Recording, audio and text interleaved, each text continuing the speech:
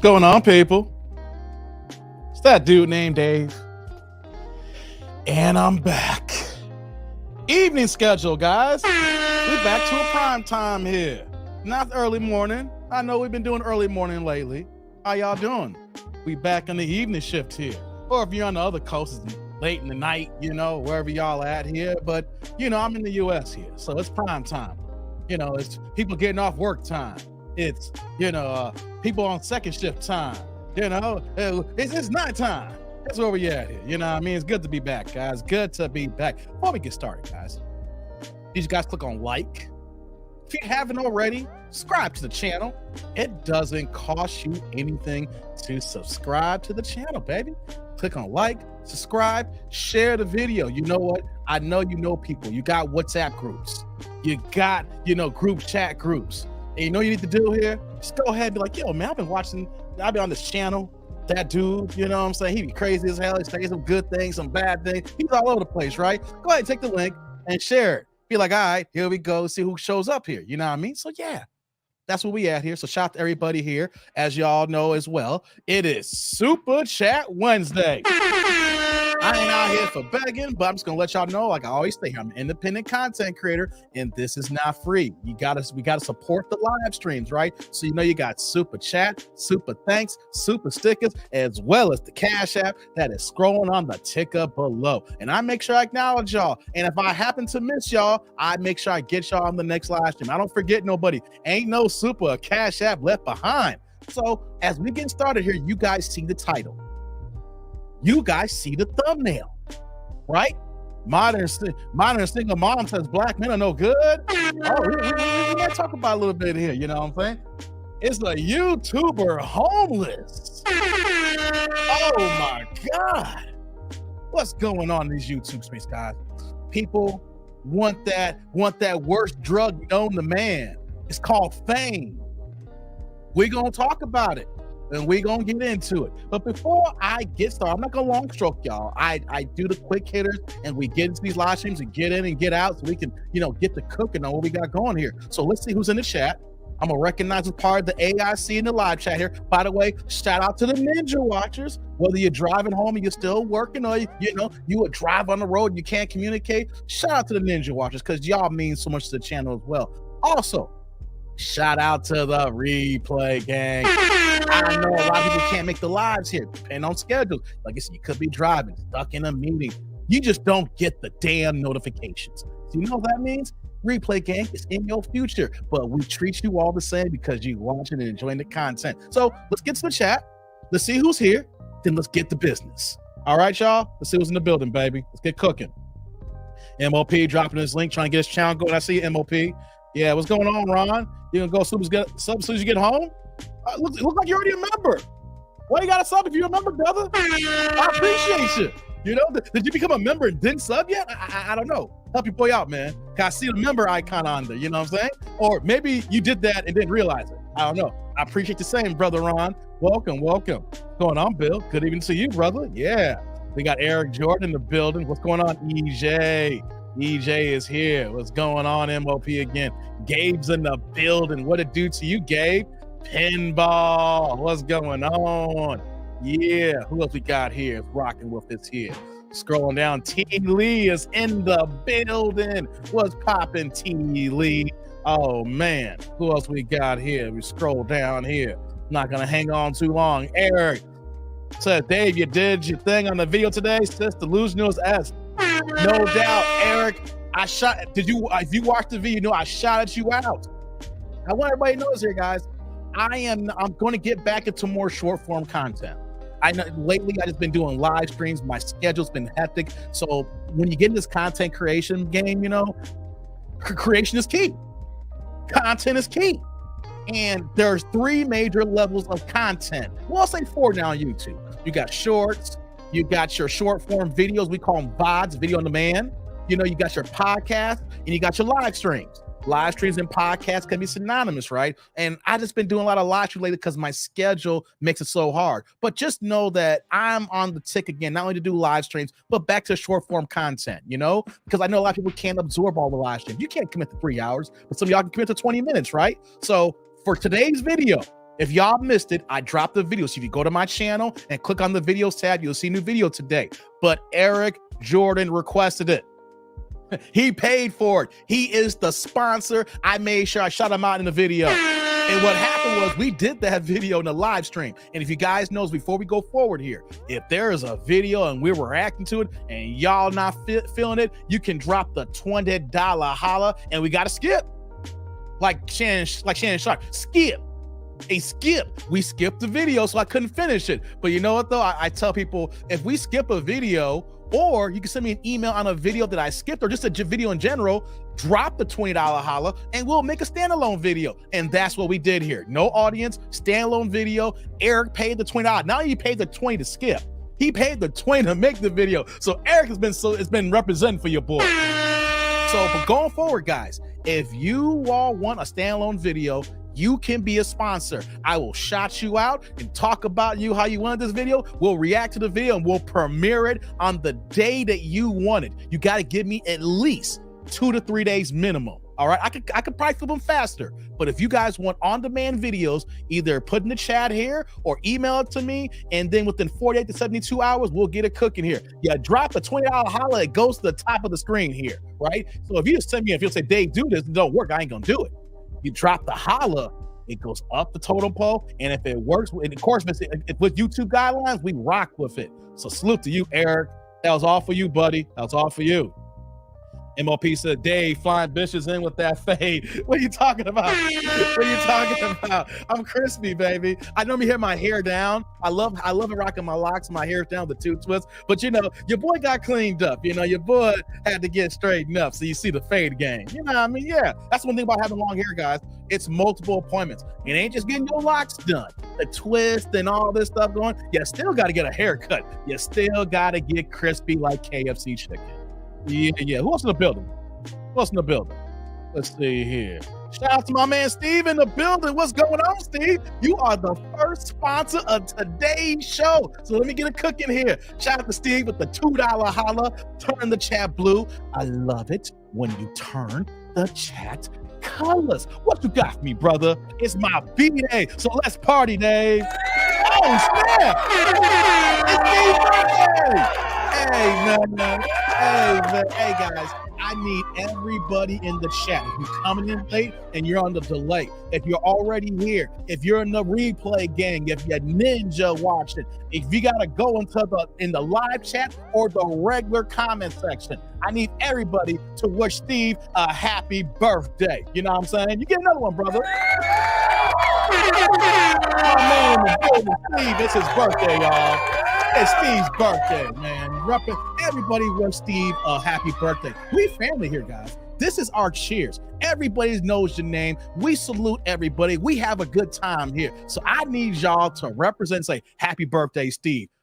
How old are you, brother? And I hope you have a good night. And this weekend is on and popping if you're celebrating it, man. That's what's up. Shout out to Steve, baby. Steve's in the building. What's going on, Quick? He's in his ninja watching tonight. Quick, I'm glad you're back here. What happened was on the last live stream, Quick, at the very end, you dropped me a $1 Cash App. And I left for 2 minutes while I had a little credits going. I came back and I acknowledged you, but I didn't see you in the chat. So I made sure on the next live stream, I can't remember what's the fight, if you were back or not, I acknowledged the $1 holla, but I didn't see you. So I see you now, Quick. And like I said, I don't leave no stone unturned here. Quick, you my guy. Even if it's only $1, I gotta acknowledge it. So since you're here, brother, shout out to you in the Cash App for that $1 holla a couple of days ago, brother. Don't forget that. It's only $1, I don't forget. My man, Quick, salute. Thank you for the holla. I appreciate you. It was a couple of days ago. You get acknowledged. Man, I don't care if you guys drop a quarter on your boy. If you dropping your hard-earned coin on me, I will acknowledge it. Thank you, Quick. Ninja watching in the house here. Another day of PT done. All right, brother. I'm glad you're getting healthy, Pinball. Gotta get you healthy, man. Gotta get you healthy. You still have the MOP. That's what's up, man. Yeah, look at the happy B-Day. Yeah, what's going on, Thomas? Good to see you, brother. Yeah. You're ninja watching for 8 months. Hey, man, I ain't mad at you. I don't know who's watching me, but hey, guys, to all the ninja watchers, just come in. If you have an opportunity to catch a live chat, If you're ninja watching, be like, yo, I've been ninja watching. I'm back to ninja watching. I like to know who watches, right? I like to see who's in the game. Appreciate you, Ron. Yo, we're going to kick it tonight, man. We're going to get into it. Yeah. Who else we got here? Scrolling in, scrolling down. Let's see what's in the bill. What's going on, Vince? Good to see you, brother. Good to see you. I like all the birthday salutes. Yeah. Who else we got here, man? Let's see. Clifton in the building. Clifton, like, you know, one of my haters. Clifton, you like to crack jokes on your boy. Yeah. Who else we got here? Good to see you, Clifton. Yeah. Who else we got here? Perfect Square in the building. What's popping, Perfect? Good to see you, man. Yeah. Support y'all interest. Yeah, man. That's what I'm talking about here. Yeah. Yeah, skip. Don't start, Clifton. Don't start, brother. You know you ain't right at times, man. Stop. I be that crispy. You know that. You know how it go down. Twist and taper fade. Yeah, gotta do it. See, and then what happens too, guys? Even when I don't gotta get my twist done, you still gotta get a regular haircut. 2 weeks the maximum. That's overdue. My hair grows like a weed here. 2 weeks is overdue. I gotta get my hair cleaned up every week, baby. Every week I gotta get this clean. Thanks, Bill. I appreciate you. What's going on, Dell? I want a video. Hey, well, you gotta let me know what kind of video you want, Dell. You gotta let me know what you want. You gotta let me know what the get down is, all right? Pinball said, Dave, on my phone it says you did it 5 hours ago and you do another video at 11:15 tonight? Really? Tonight? Hold on. I dropped the video I dropped the one video earlier. Hold on, let me take a look. I got another video dropping later? I post that stuff dropping tomorrow. Let's see here. Let's check something out here. Today is what, the 29th? Yeah, hold on 1 second, guys. Let me do this here. I gotta cut the music off. We've been rocking music too long here. Thank you. All right, let me see what you're saying here, bro. Let me see here. Hold on. Because right now, yeah, we got the live going here. Shout out to the live gang. Let's see, videos. Yeah, I dropped the one. It dropped at 3 o'clock Eastern today. I mean, Central today. So yeah, let's see here. And do I got anything else? I got shorts dropping tomorrow. I got videos, but nothing scheduled right now. I got a gang of videos and shorts, but I do got a short schedule. So I'm not doing another video tonight, 11:15. No. Something must be wrong with YouTube. But anything I got scheduled after this live stream, it's going to be tomorrow going on here. Yeah. Let's see here. A lot of happy birthdays. That's what's up. Let's see here. Let's scroll down. What's going on? Oh, Rome. I'm going to talk to you, Rome. I was waiting for you, Rome. Yeah, Rome. What I'm going to talk about today, I was going to do that last live stream, right? I didn't see Rome in the building, so I did a pivot because I have a lot of topics that I have in mind, and I just kind of go with the show flows here. And when I didn't see Rome, I was like, I'm going to push this to the next live stream. I'm glad Rome is here. I'm going to talk to you, Rome. I think we're going to need to have a sit down, brother. We're going to have to talk to you. Yeah, Rome. I'm talking to you, brother. I've seen you in some YouTube chats. And I'm kind of questioning you, brother. I'm kind of questioning you. Hey, we're going to get into it here. What's going on, Hopkins? Hopkins in the building. Good to see you, man. Good to see you. What's going on, Chucky? Midnight Saga with the Dave One. Welcome to Dave's World, a.k.a. TD&D by nature. I didn't do it right. Yeah, no, but as soon as I started reading it, I was like, it's a smaller intro. My bad, Chucky. Let's see here. Let's see. We'll scroll down here. I love all the happy birthdays, man. Yeah, he did. No sunglass for the holla. Yes, hit the like button, guys. Yes, indeedy. Let me scroll down here. I just want to see who's all in the building before we get started here. I love all the happy birthdays, man. Yeah. Rome says the YSL cats had me in tears all week long with their opening statements. Yeah. That case is crazy, man. Yeah. Who else? Let's see here. Yes, Dell. Yes, Dell. Would it be? Or are you talking to another Dave in the chat? Let's see here. What's going on, Shantae? Shantae in the building. Good to see you. Yeah. If they ain't hating, you ain't popping. That's right, Clifton. Oh, man. Voice Watkins is a simp. I found his simp card. Oh, boy. Here we go. I have to watch Sloppy Seconds and I'm appalled. Not everyone has to watch it. Yes, hold on. Before I get cooking here. Okay, guys. Last live stream, I gave y'all a quick synopsis on one of the worst movies I ever watched. And that's what Dell's talking about because she was here in the live stream. It's a movie on Tubi. Shout out to Tubi. Oh my God. Tubi Riders, boy. I tell you, I'm going to make me a movie and put it on Tubi. I think I'm going to put these live streams on Tubi. I'm going to holla at Tubi content and be like, yo, how do I get TD&D on your radar, right? Because my live streams are better content than them damn movies. But shout out to Tubi. It's called Sloppy Seconds. All I got to say is, oh my damn. All I got to say one more again is, oh my God. One of the worst movies I ever saw in my entire life. And I gave y'all the full breakdown. And you know what?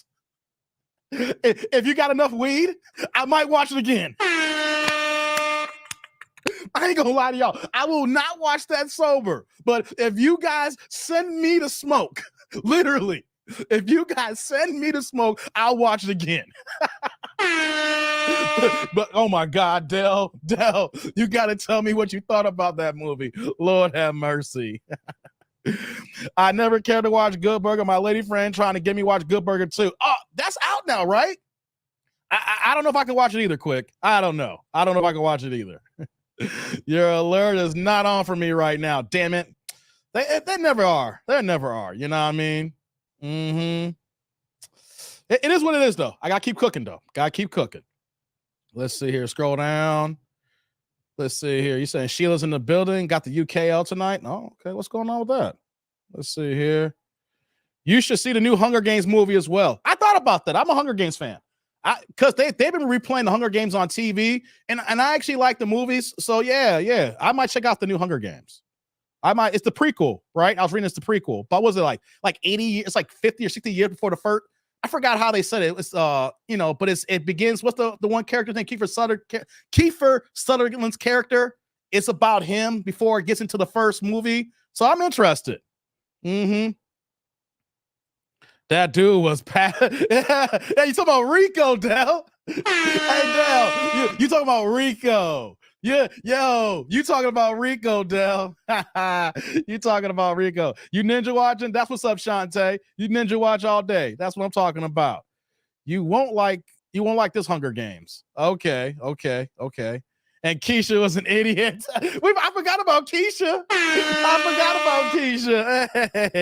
Hey. Okay, let's get this party started here. As you guys know, likes up in the building. You guys can support like my man Steve's birthday. Once again, happy birthday to Steve, man. He dropped the first holla. As you guys know, super chat, super thanks, super stickers is how you guys can show y'all support. As well as the Cash App down below. Like I said, Quick has shown me some love in the Cash App a couple of days ago, and I made sure I acknowledged him today. So that's what's going on here with Quick in the building. Appreciate all y'all here. That's what we're going on. Let's get this party started, right? Oh, boy. Oh, before I get started here, we're talking about some movies here. You see the banner? Let me take that off here for a second. As far as movies concerned, I actually went ahead and watched. This is a quick hitter real fast. I watched Oppenheimer this week. Have y'all seen that movie? Oppenheimer? It just came out on demand, but it's not going to be like HBO Max and stuff. So I actually went and bought the damn movie. Yeah, I did. I don't steal movies, guys.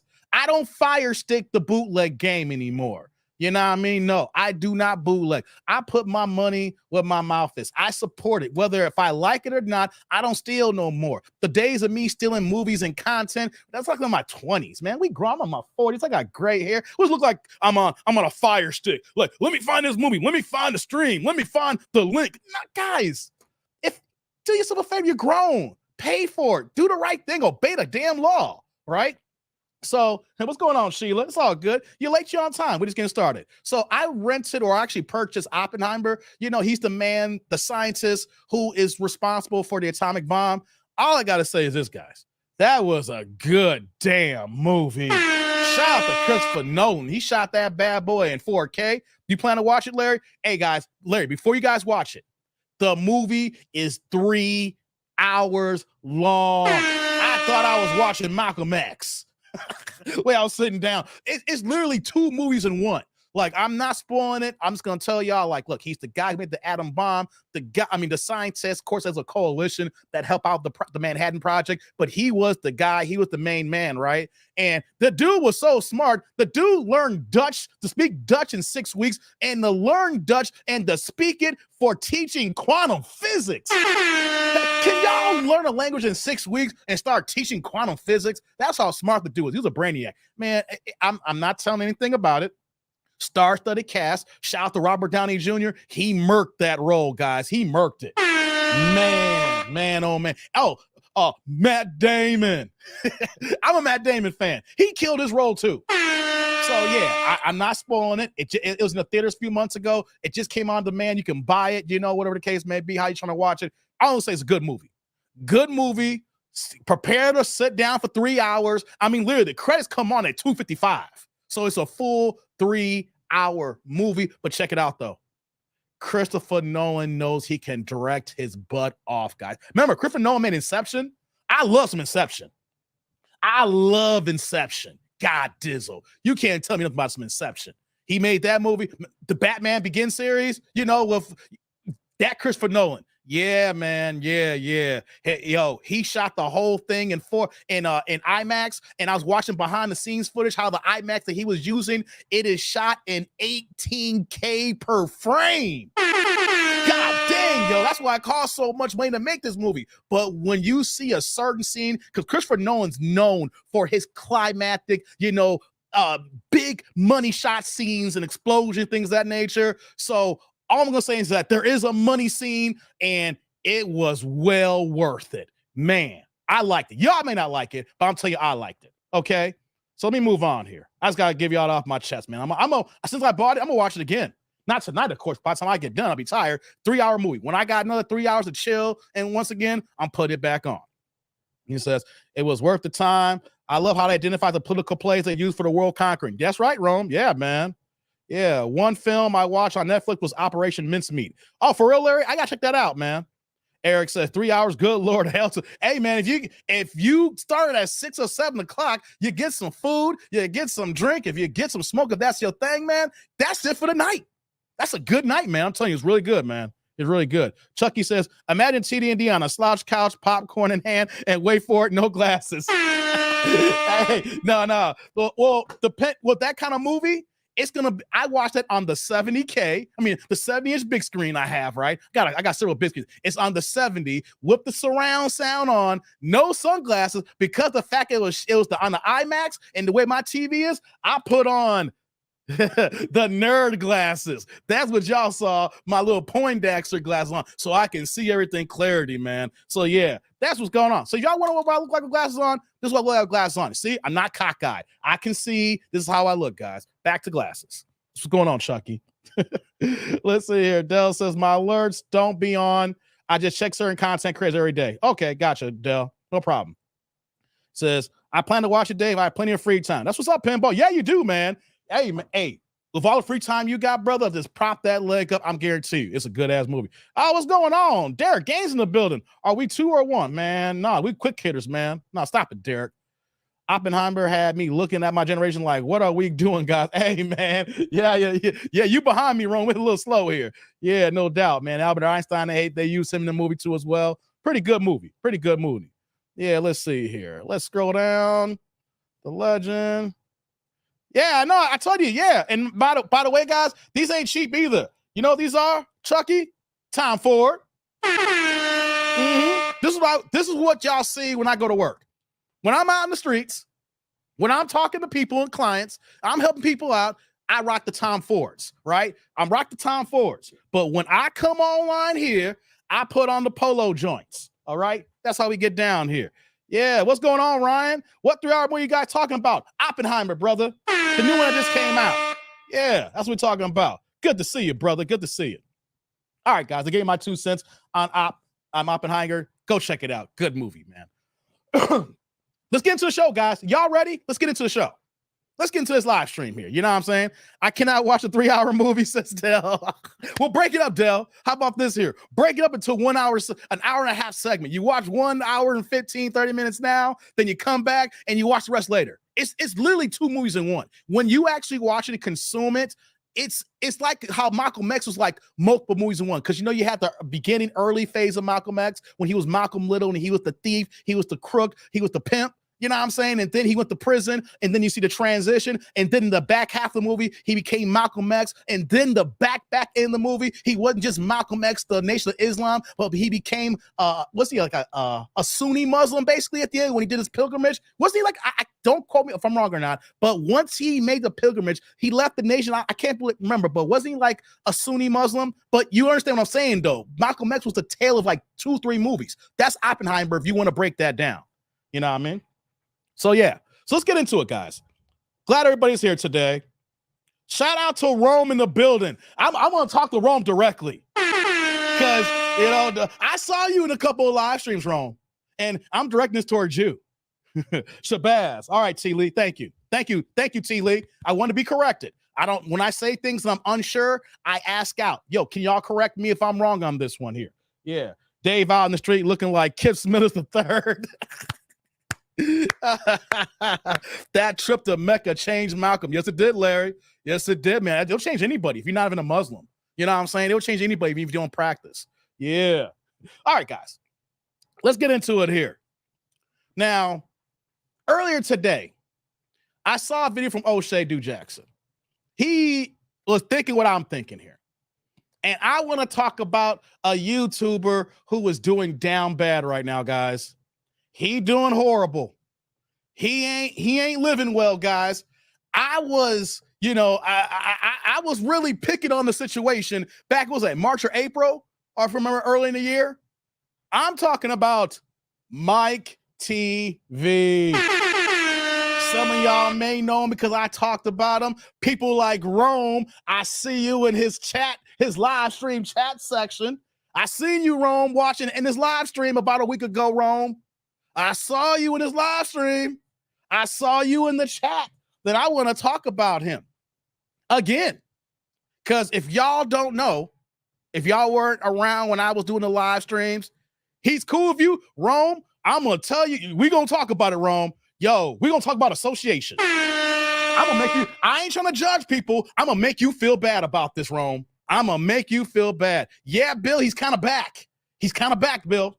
Let me give y'all just a little level set here. Earlier in the year, Mike TV had a little bit of a following on YouTube. He was getting live streams. I ain't gonna front. He was getting live streams around like 700 people, 800 people.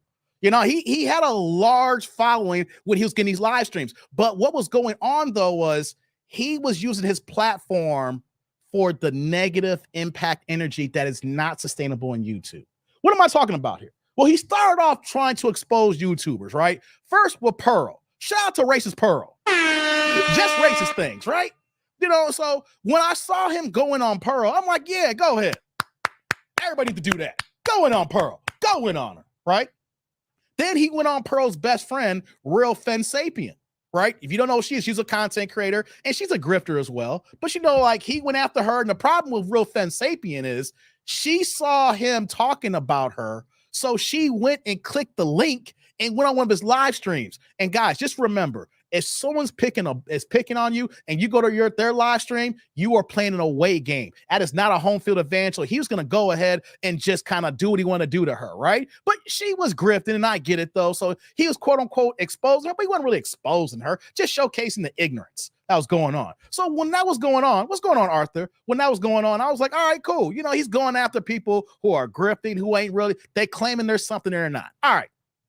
The problem happened with Mike TV was the fact that when you start a channel like that, when you're saying you're investigating or you're trying to expose people, you gotta be in the dirt like an investigative reporter looking up people you don't even know. So in this situation here, if you don't know anybody or you don't know who's being exposed, then that means that you are manufacturing content.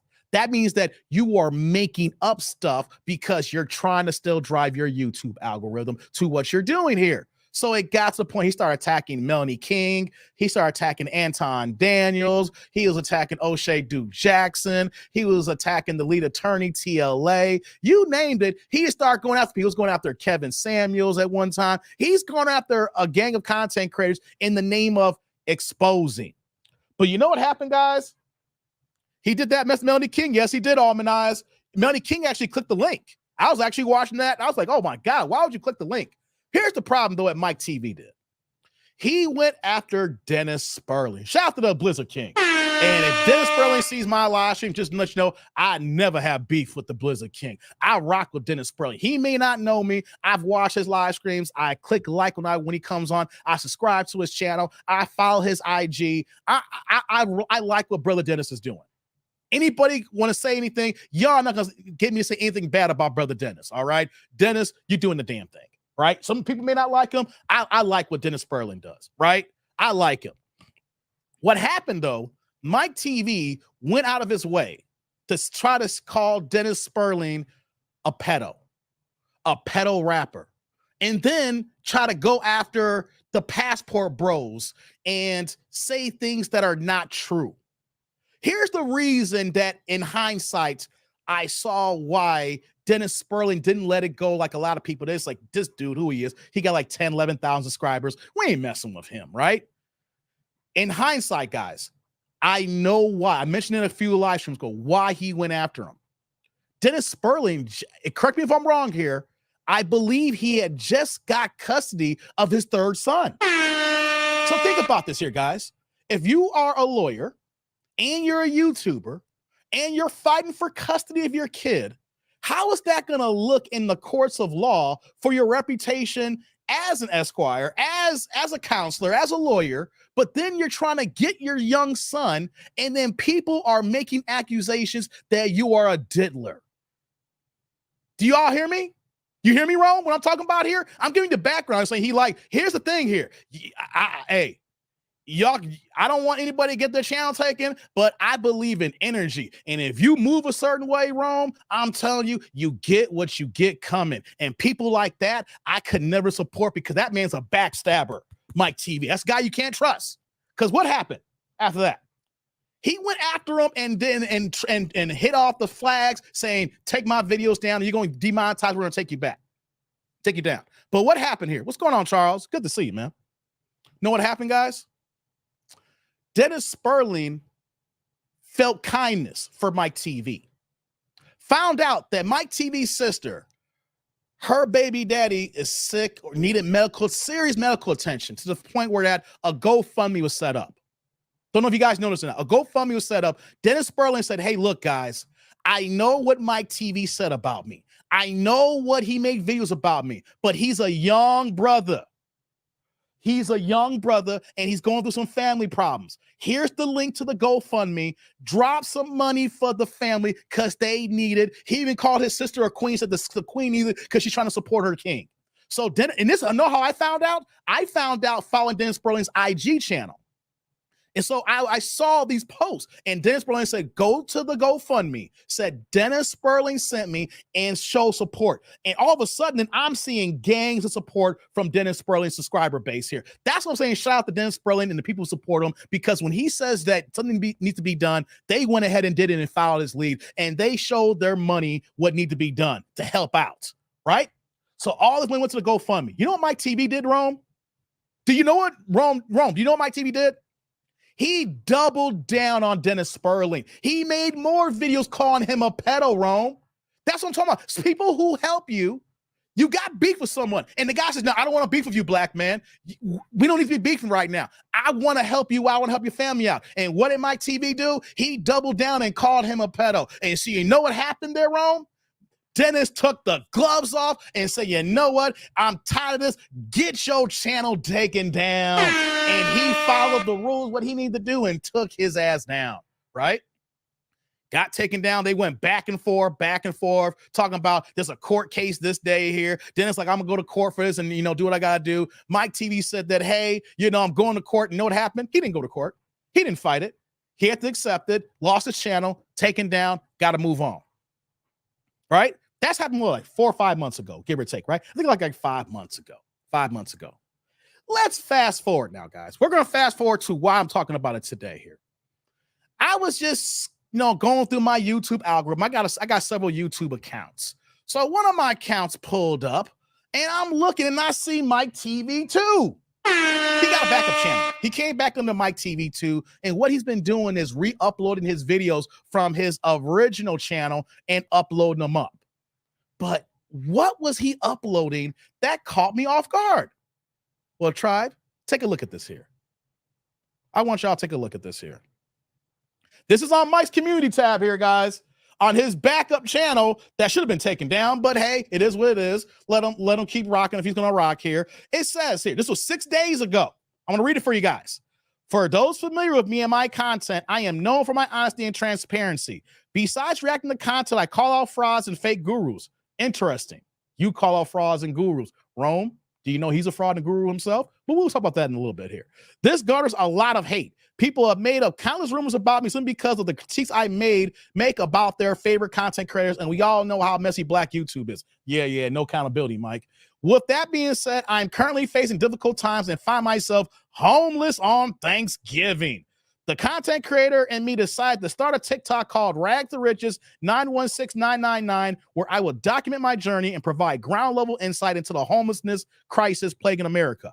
I wanted to keep what I was personally dealing with away from this channel simply because of all the hate and backlash that social media can create, and nobody has haters like Mike. Man, you got hate. Come on, man. Stop it. Stop it. After much thought, I've decided to share the journey on this channel as well. Lord have mercy. I had to remind myself that I create content for my supporters, not the haters. I have been streaming on YouTube a bit over a year, and I love the community of like-minded people I have been able to build. You guys have had my back through thick and thin, and behind the scenes, I have been able to return the favor to some of my subscribers in need. You guys are my family, and I'll forever be grateful for you and all you rock with me. We will be live this Sunday. See you there. Okay, that's one of the things he said on his community tab. What's it say? Will my boyfriend ever accept me for who I am? What the hell are you talking about? I think I got some spam in the chat here, guys. So he's being transparent. He's telling people he's homeless and he's back to live streaming and he wants to talk about the homeless nature that's going on right now, right? Let me do this here. I want to show a video that I'm going to show part of O'Shea's video so y'all can see he's really homeless here. Where is it at here? Let's do this here now. Yep, here we go. Check this out. I'm homeless on Thanksgiving. This is my first time being homeless. Last night I checked into a homeless shelter and was lucky enough to get a bed. This shelter provides 3 meals a day and access to social services. Like and subscribe if you'd like to follow the journey. Over the next 30 days, my plan is to earn $3,000 so I can get enough money to move into a new apartment. All I have is my phone, my computer, and $100. If you'd like to help, links are in the comment section. And to learn how I found myself in this situation, stay tuned. I'll be posting another video soon. Okay. That's a little quick snippet of him. Here we gotta do here, guys. Gotta block some people, man. The trolls are out. Trolls are out. Okay. I played that video for a reason because he put on his community tab that he's homeless. He's gonna talk about the homeless. Then he's gonna start live streaming on this here. Can I tell y'all something? And this is for you, Rome. I am for anybody here who wants to create a YouTube channel and who wants to make secondary income, or if you build your channel big enough here, this could be a full-time job. Here's the problem with Mike TV. We shouldn't be supporting him. Not in his YouTube journey. If you know what we know here, guys, he needs to be doing something besides live streaming on YouTube. He needs to be a black man and stand on his own too. What am I talking about here? Am I being hard? Am I being too hard here? There's a main reason why I said earlier, I want to quote a Jay-Z line. What the hell? Guys, y'all got wrenches. I just went ahead and did that. Y'all got wrenches. I need y'all to block the trolls. Y'all see it here. I don't know what the hell's going on with that here. You know what? No. Stop spamming the chat. Stop spamming the chat. Okay, back to it now. Why I'm saying we shouldn't support him, because he needs to get his goddamn life together. He needs to get his life together, guys. When I was quoting that Jay-Z line about fame, it's the worst drug known to man, stronger than heroin. When you look in the mirror and say, there I am. He is trying to live stream about the homelessness issues because he's homeless when he should be working on not being homeless. If he was smart about his YouTube channel, he would make it so that it would make money, for that it could sustain him, so that he wouldn't be homeless. See, if he was about his money, what this? Who the hell is this? Oh man, I might have to change up the settings in the chat here. Got a lot of spam today. What I'm talking about is, if he was really about being in YouTube, and if he was trying to make something for himself here in this community here, he wouldn't just be live streaming. He would be making shorts to help promote his channel. He would be live streaming and then offering things in his live streams here. He would be making videos that would help supplement his live streams that could generate AdSense money, along with the super chats, along with the PayPals, along with the Cash Apps that goes along with it. But what is he doing here? He's allowed himself to just go down this demise to the point where he now wants to report on homelessness here. My thing is, I don't, and I think you guys should not want to hear a reporter on homeless who just became homeless. You just became homeless within the last month or two, and now you want to report on homelessness here. Why? How about you get your act together? How about you get your life together? How about you look for a goddamn job, save some money, and then get out of the shelter and get your own place? How about be a man and stand on your two and stop trying to live stream and talk about something that's not making any money? How about stop wasting your time? How about be a man? How about grow up and say, hey, I want to be a productive person in life?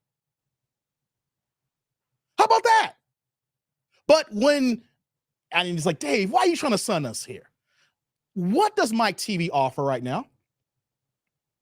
What does Mike TV offer right now?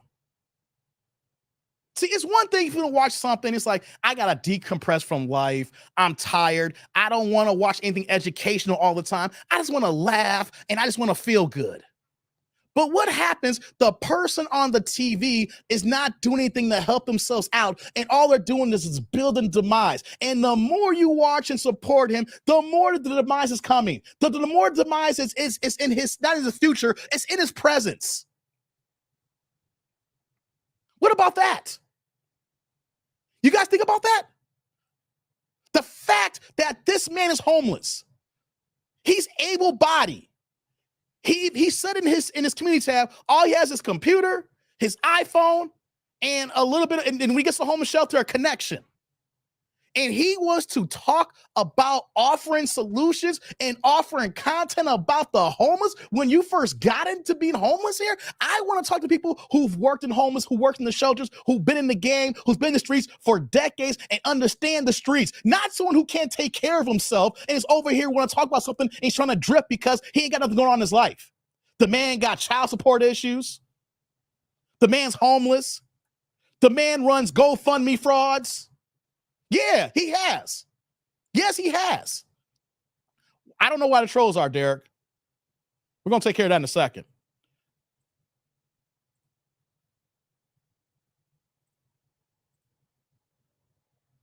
I got to make a change, guys. Give me 1 second. I'm changing the live stream. 1 second, guys.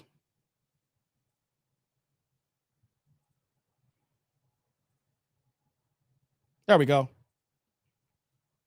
All right, guys. Had to turn the chat to subscribers only mode. So if you ain't subscribed to the channel, you got to subscribe now. And if you subscribe trying to troll, you're going to get blocked anyway. Okay, back to business now. What I'm talking about here is that here is a man who has gone through hard times. Here is a grown man who obviously has kids, because I even did a video about his child support issues. He got child support issues. He's trolling people. When I'm talking about, he trolls people to make up content. That's why he lost his channel. going after the wrong people like Dennis Sperling, making up allegations, and then gonna say, I got haters. Oh, they just hate me because I'm my TV. Oh, they hate me because, I'm exposing frauds. Man, you the goddamn fraud.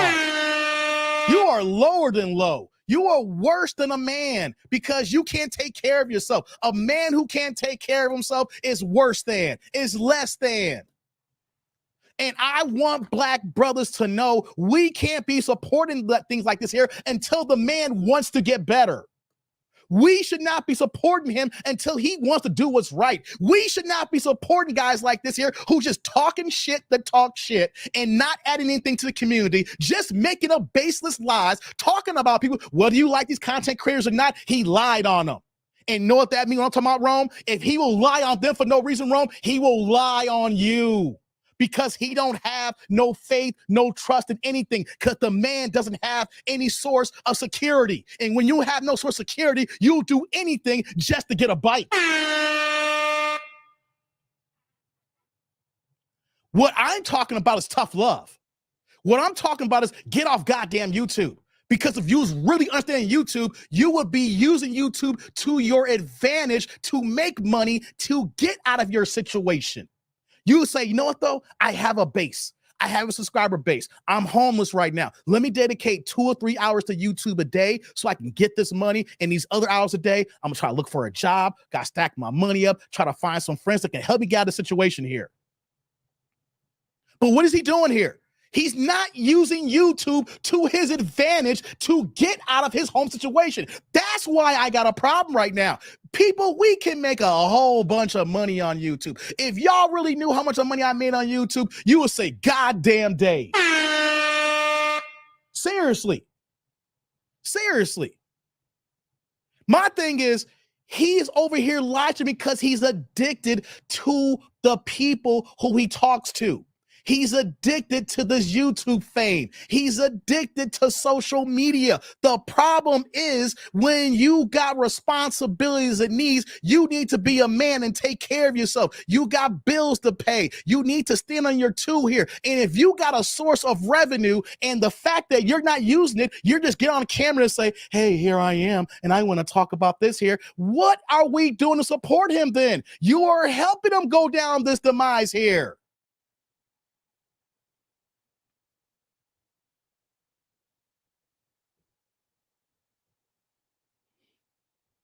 And the reason why I'm feeling like this here, because he seems like a smart man. And when I say smart, when I look at him, when I see his content, I'm saying like, look, he has potential.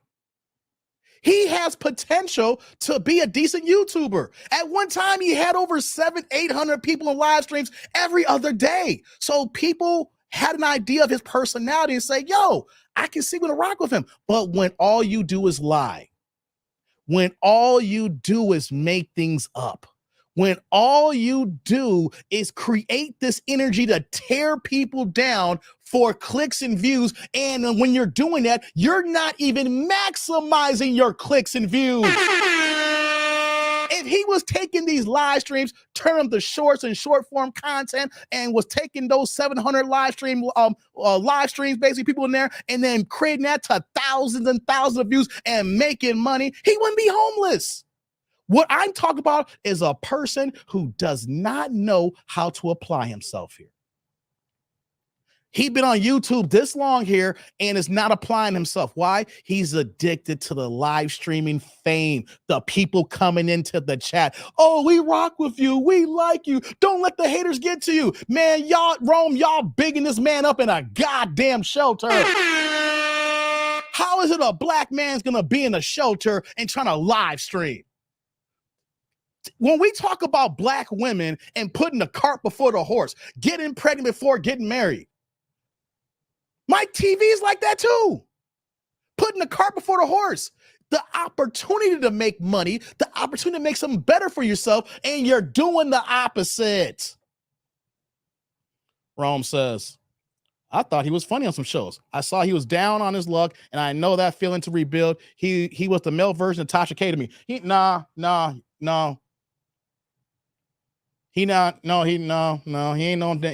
Tasha, at least Tasha, know why I say not Tasha K. Rome?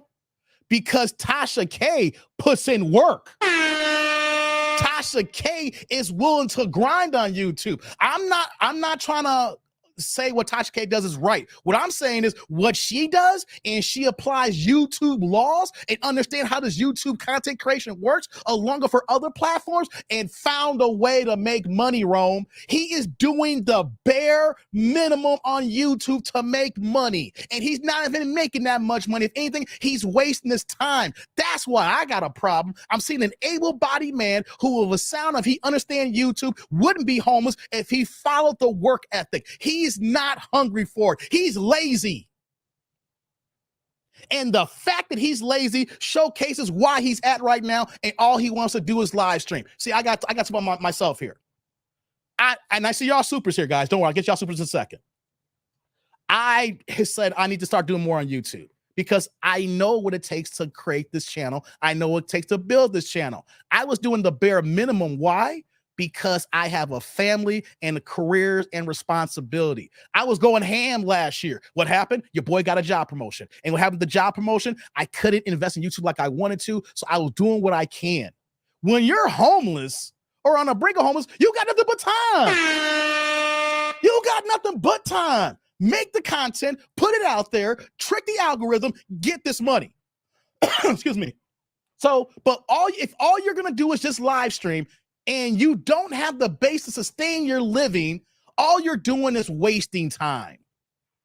So you may say, Dave, you're being hard. You're being harsh. I am. Because I hold men to a higher standard. I hold y'all to a higher standard.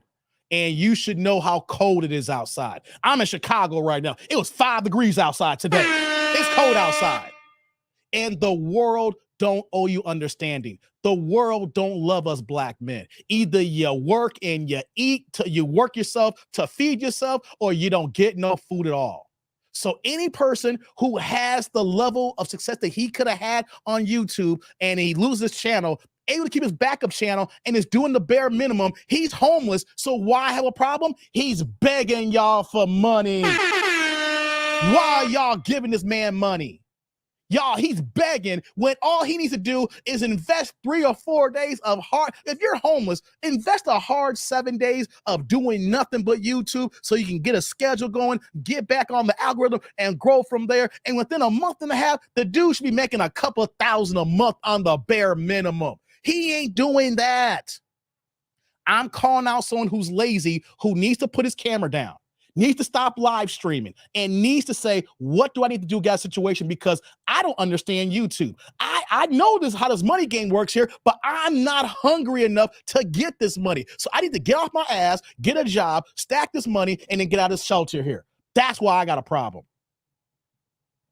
PA says, if I was jobless and could YouTube all day, nigga, I would drop 4 or 5 videos a day, run the streets to find guests, short clips, edit all day. That's what I'm talking about, PA. That is what I'm talking about. You get it, PA. You get it.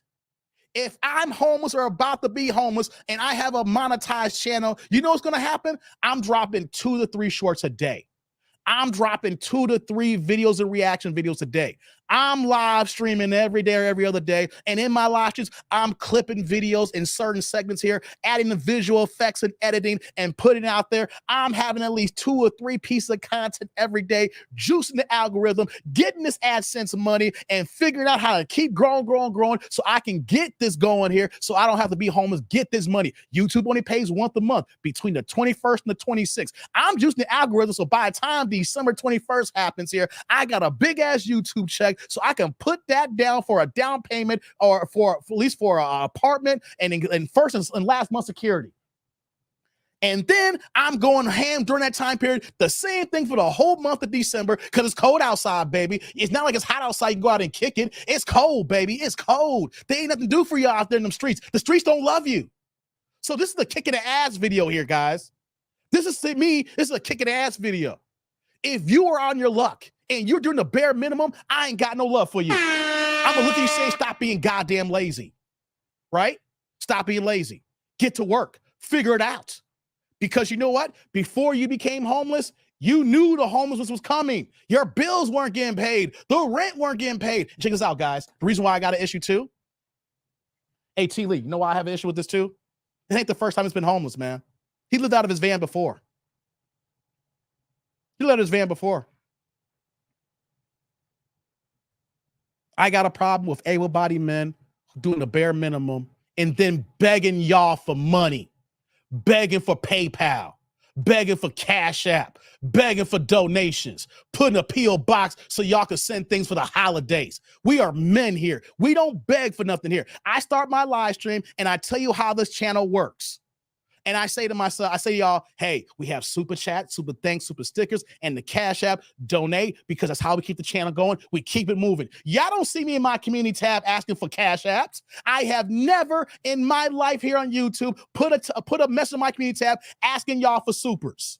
I've never asked for it. I say it verbally when y'all here, and I keep it moving. Y'all gonna never hear me beg y'all for money. If I even get down on my worst luck, y'all ain't gonna hear me solicit anything. Because you know what I got to do? Get off my lazy ass, figure out what I need to do to get this money and to make sure my family's right. Now, I know T. Lee says, I'm telling y'all he's lying. Here's the thing, T. Lee. If he's lying, it's the worst lie possible. Because if I'm out there and I'm seeing a guy talking about moving like this here, I'm seeing a person here who I don't need to put anything into. This is just a slow slope of his demise here. If he is lying, if he's not lying, this is not something to get behind. His content is not offering us anything that says, hey, even if it's a little bit of entertainment to take us away from the briefs here. He's trying to talk about homelessness when you're homeless. I don't want to see someone who's brand new homeless talk about it. I want to see you get back on your feet. I want to see you working. I want to see you have your own place. I want to see you not have child support issues and you taking care of your kid, right? I'm sick and tired of seeing black men. I work in downtown Chicago. I am sick and tired of seeing homeless black men on the corners of Jackson, Adams, Wabash, Michigan Avenue, Monroe, Madison, you name it. I see homeless on every corner and I see black men on every corner here. And I'm sick and tired of seeing black men homeless. And you know what? I can't do it for you. You guys have to do it for yourself. That's right. It is the worst lie. You have to do it for yourself. And if you're not willing to do it, we should not be giving him money. I'm going to act the same way we treat single mothers who are acting like banshees. I'm going to act the same way when we had our conversation about migrants coming into the country here and how they're taking black people's resources. I'm going to say the same thing to black men and black women who are, I believe, who are smart, who are able-bodied in mind, and who's doing the bare minimum, doing the least here. Stop going to their chats. Stop engaging them. Let them know you ain't doing what's right here. And until you do what's right here, we ain't supporting it. Until you get your life right, stop supporting it. And if you lying, don't support it at all. Who wants to support a big-ass liar? So I'm going to move on, guys. I know I'm my high horse. I know I'm preaching right now. Some of y'all say, Dave, you didn't have to do this here. But you know what, though? I see somebody who has potential. I see somebody when I see, even though what he was doing was not right as far as the making up the allegations, the fraud and stuff like that, I'm taking apart his live stream and saying, if he was talking about other subjects, this man could be successful. This man could be a good YouTuber. This man could get to the bag. But no, he's using this platform for the opposite, making up stuff. And then you see what happens when you try to take the quick route, the easy route. So I'm going to move on, guys. And Rome, reason why I'm saying this here, you are a smart brother. You are an educated brother. Watching people like that would bring your mentality down. I find myself watching him being dumber and dumber and dumber by the moment when I was trying to look at some of those live streams last week, just trying to see what he's talking about here. And you want to know something here? Just by watching the videos, I can feel the negative energy coming from the screen and then coming into my soul, into my spirit. And I say to myself, I don't like this. No. Because if he's homeless, he needs to get himself right. And if he would get himself right, he would do everything possible to be a successful YouTuber. Or at least use your content creation on TikTok, IG to build the whole base so you can make money on Facebook, etc. But when you do the bare minimum, guys, see what I'm talking about here? Doing the bare minimum, you got all these things going on. And then if T. Lee is right, let's say T. Lee is right and he's lying. How could you support somebody who would just make light about being homeless? I don't get down with that, guys, because I was taught that I got to work to get mines. I was taught that if I don't fish, I don't eat.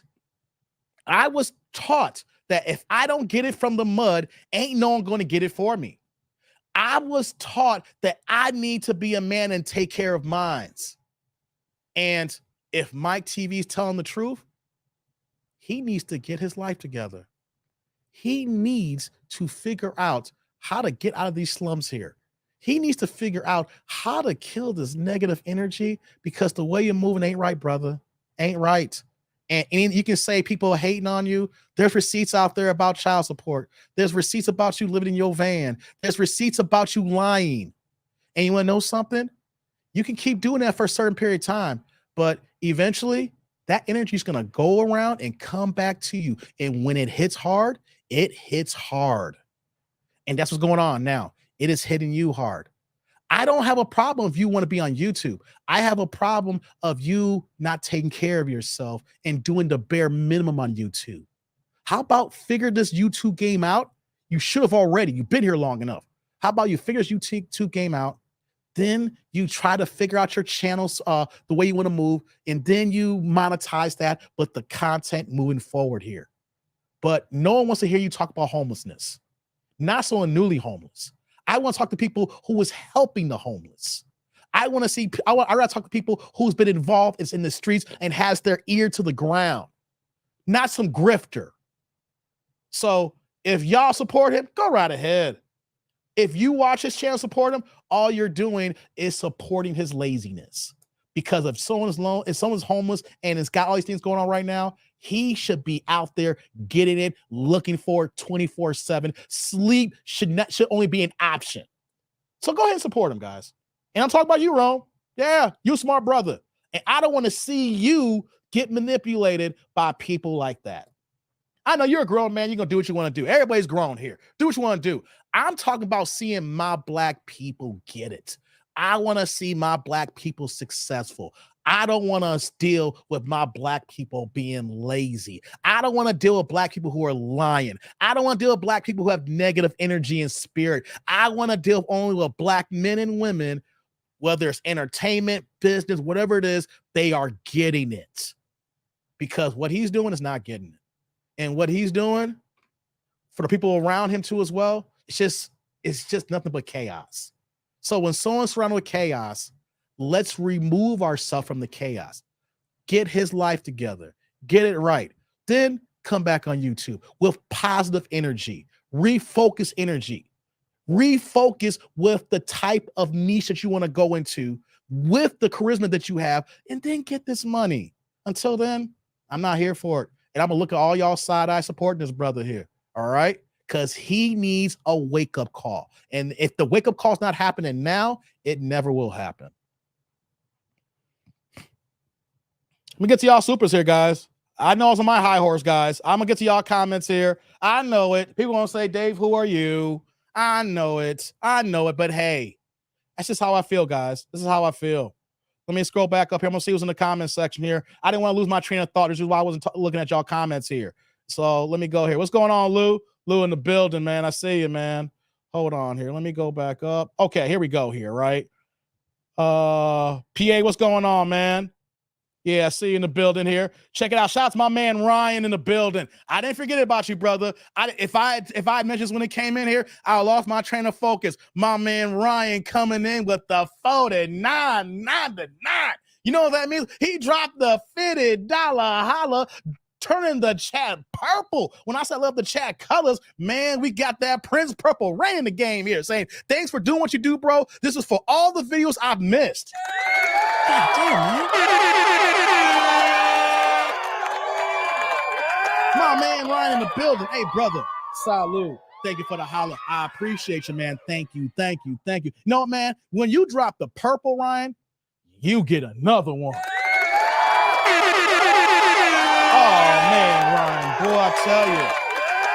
brother again. Salute. Thank you for the holla. I appreciate you, man. Thank you, man. Man, y'all just don't know, man. When y'all bless me like this, man, this is what, like I said, this is how to keep the channel going. When y'all bless me like this, y'all helping the support here, and it allows me to say, I gotta keep coming back here. That's what I'm talking about here. It's like, I don't beg for money like Mike TV here, but whatever y'all give me, whether it's $1 or the $50, I am humbled. Thank you, brother. I appreciate you, man. Thank you, man. Ryan in the building. Ryan's the leading holler tonight right now. I mean, that's what we got going on here. Thank you, brother. Thank you, Ryan. Oh, man. Man, we had a whole bunch of spam here. I'm banning some people here. Get rid of some of these comments here. Mike Leroy says, Mike TV offering the soup kitchens. My wrench is soaked in troll blood. I hear you, Leroy. I hear you. Okay, I'm getting rid of all these other comments. Okay, some people already blocked people already. Good job, y'all. Yeah, got all these trolls here. Renee say, homeless and trolls. What a live stream. I know, man. The trolls are here talking about some homeless. You're only as good as your word reputation. That's terrible, says Ryan. Exactly. So what T. Lee, what you're saying here? Hey, T. Lee, brother, if he's lying, he just adding more to his reputation, like what Ryan's saying here early in the chat here. So it's a double-edged sword, T. Lee. If he's not lying, I stand on what I'm saying here, right? If he is lying, he just bringing more reputation to him. Who wants to cap or put it on blast? I'm homeless. That is something that I will never say unless it's actually happening. And if it happens, I still ain't saying it until it happens, guys. I'm not trying to go ahead and clout chase off that. That's horrible, man. Charles, what's just low? Charles said that's just low. What's low, Charles? What's going on, Lou? I'm just getting caught up in the comments section here. Okay, shout to my man Eric Jordan. Eric coming in with the $2 holla, turn the chat blue here. What you got me? Damn, keeps on hating on success funkin'. Eric, you killing me.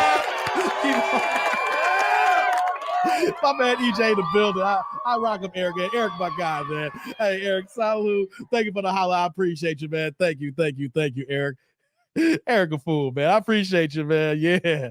Yes, indeedy. Vincent, I know a 51-year-old male that becomes a nurse because he was bored. Fellas never quit. Exactly, Vince. Exactly, brother. Man, I hear you on that. Let's scroll down to this. I think he's lying about, okay, I'm getting to you. That's other T. Lee's comments about the lion. PA's like, Tasha K ain't homeless. Tasha K pulled on cash. Exactly, man. Tasha K's a hustler. I don't agree the way she moves, but she a hustler. I respect someone who grinds. If she just redirect her energy on the Cardi B of the other things here, she wouldn't be $4 million the whole. But one thing about Tasha K, she a hustler. She working and she getting it. I don't agree the way she moves in the talking points, but someone who works like how she works here, I only respect that grind. I respect the grind, guys. I mean, I like your content, but I respect the grind. You know what I mean? Let me see here. Tommy, what's going on? So before I hit a shelter, I'll hit a POF. Hey, come on, Tommy. Hey, Tommy, a fool. MOP says, when a brother asks you a question, answer, dog. We talking about MOP? You talking about? I'm busy. PA's like, if I was jobless. Oh, yeah, I read that comment already. Yeah. What's going on, Raging Half Asian? In the building. I see you, man. I see you. Does that make him a homosexual? Yeah. I think so, Leroy. He is. Let me see. MOP says, on that note, on the road to 1K. Yeah, work on that 1K, brother. It's all here. Kareem says he's low-key bragging about being a loser. I can't get on board with that. Exactly, Kareem. Exactly. That's what he is. He is trying to sell he's being a loser and want to talk about it. Major spin action. No doubt. It's going to come out that he was never really homeless and that he was lying for likes and clicks. And here's the problem, T. Lee. If that comes out here, he ain't even getting any likes and clicks. He was getting more likes and clicks a few months ago. Makes no sense. I'm late. What's good, people? What's good, Kenneth? Good to see you, brother. Yeah. Hopkins says he has potential to be a fake TV preacher, sounds like. Yeah, you're right. Yeah, man. MOP coming with a $2 holla, turn the chat blue, saying made 51 subs on channel, 53 on another. Thank you. Good job, brother. Oh, let me get the $2 holla here for you. Give me that response there, brother. My man MOP in the building. Salute. Thank you for the holla. I appreciate you, man. Thank you. He on the road, baby. Hey, man, you just got to put that content in. You got to put that work in, baby. Hey, I made I was putting my work in today. I made 14 shorts today, brother. Y'all ain't seen them yet. Just to let y'all know, today I made 14 shorts and 4 videos. And I'm live streaming today. And you wanna know something? I ain't homeless. Guys, I made 4 reaction videos today, 14 shorts. I'm live streaming right now, and I ain't homeless. What is Mike TV doing? He could have did that before he went homeless. You know, see what I'm saying here, guys? Yep, if you don't work, you don't eat. Exactly. What's going on, Upward, man? I'm just signing in. Who we talking about? We talking about Mike TV. But we about to move on from this. Don't be mad. Thank you, Leroy. Delivery is hiring right now. It may suck. It is hard work. You gonna be grinding. Your back gonna be hurting. But you know what though? UPS is hiring. Amazon's hiring. Amazon's always hiring. All right.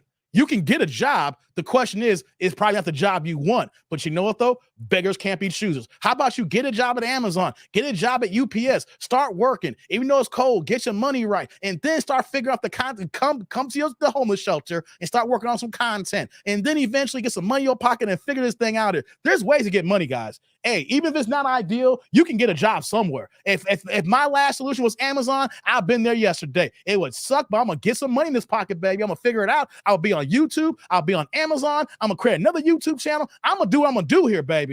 But I ain't going to be moving like how he's moving. What's going on, AD? I was ninja watching, eating onion ring. Somebody ruined their life being lazy.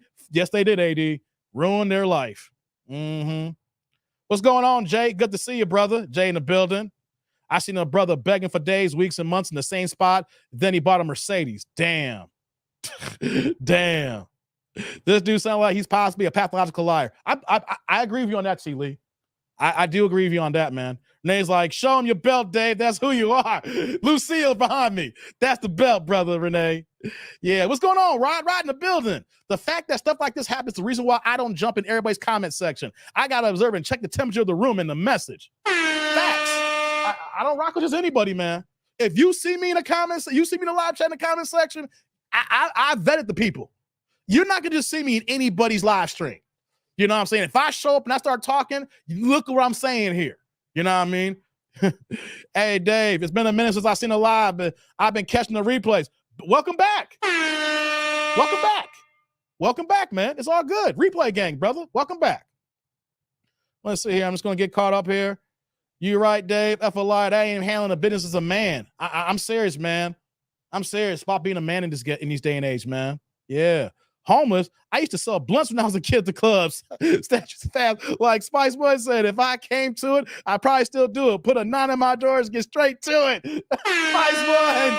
That's right. Get to it, brother. PA, get to that. Get to it. Yeah.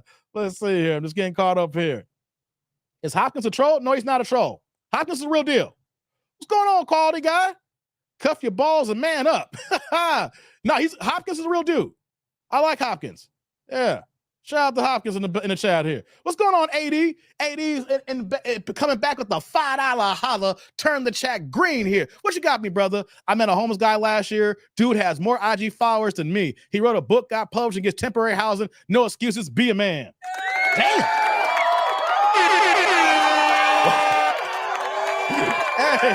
Hey, AD. Hey, brother. Salute. Thank you for the holla. I appreciate you, man. Thank you. Hey, AD is basically saying the same thing here, man. You can be homeless, still get to the bag. I mean, there's a thing called working homeless. I get that. Working homeless, but there's been so much history in this guy, whether he's lying, he's trolling, doing other things here, and I just can't stand it, man. I can't stand lazy people. Appreciate you, AD, dropping that holla in the chat, man. I love the color. Keep dropping the colors in the chat, man. I love it. Thank you, brother. Thank you. Yeah. Life always replays what we put out. Exactly, Rome. Exactly. And Rome, I didn't mean to pick on you like that. The reason why I got into it the way I am, because I saw you in the live stream, and I was like, don't do this to yourself, brother. Don't do this to yourself. You know, you a good brother. You a good guy. You young and on your game here. And the last thing we need is cats like you not understanding that he's a detriment to us. That's where I stand. He is a detriment to black men right now. until he gets his mind right, we should not be engaging that train wreck. And you know he's gonna probably say, "Look at that guy over there. He's a hater. He's a hater." I be that way. I be the hater saying, "Get off your ass and get this money." I'm the one that says, "Get off your ass and start working and be a man and take care of you and yours." That's how I am. Lord have mercy. Yeah. Rod says this here. All I know is you shouldn't be talking about what's going on in relationships between men and women if you don't have anywhere to stay. Facts, Rod. Facts. Man, Rod home. Exactly. You ain't got a if he's telling the truth and you ain't got a head to you ain't got a pillow to lay your head on like that. You got to go to shelter, things of that nature. You should kill this negative energy and start getting on the right foot. That's a bar, Rod. That's a bar. Exactly, man. What's going on, Anthony? Be more in the building. Appreciate you, man. Be more in the house. AD says, what are you saying there, AD? That brother stays on the move. I'm a hater of being broke. All right, guys, let's move on here. I got that off my chest here, guys. Let's move on to the next subject, all right? Reaction video time, all right? Press the one in the building if y'all ready for us to move on. Y'all want some reaction videos? Press the one in the chat.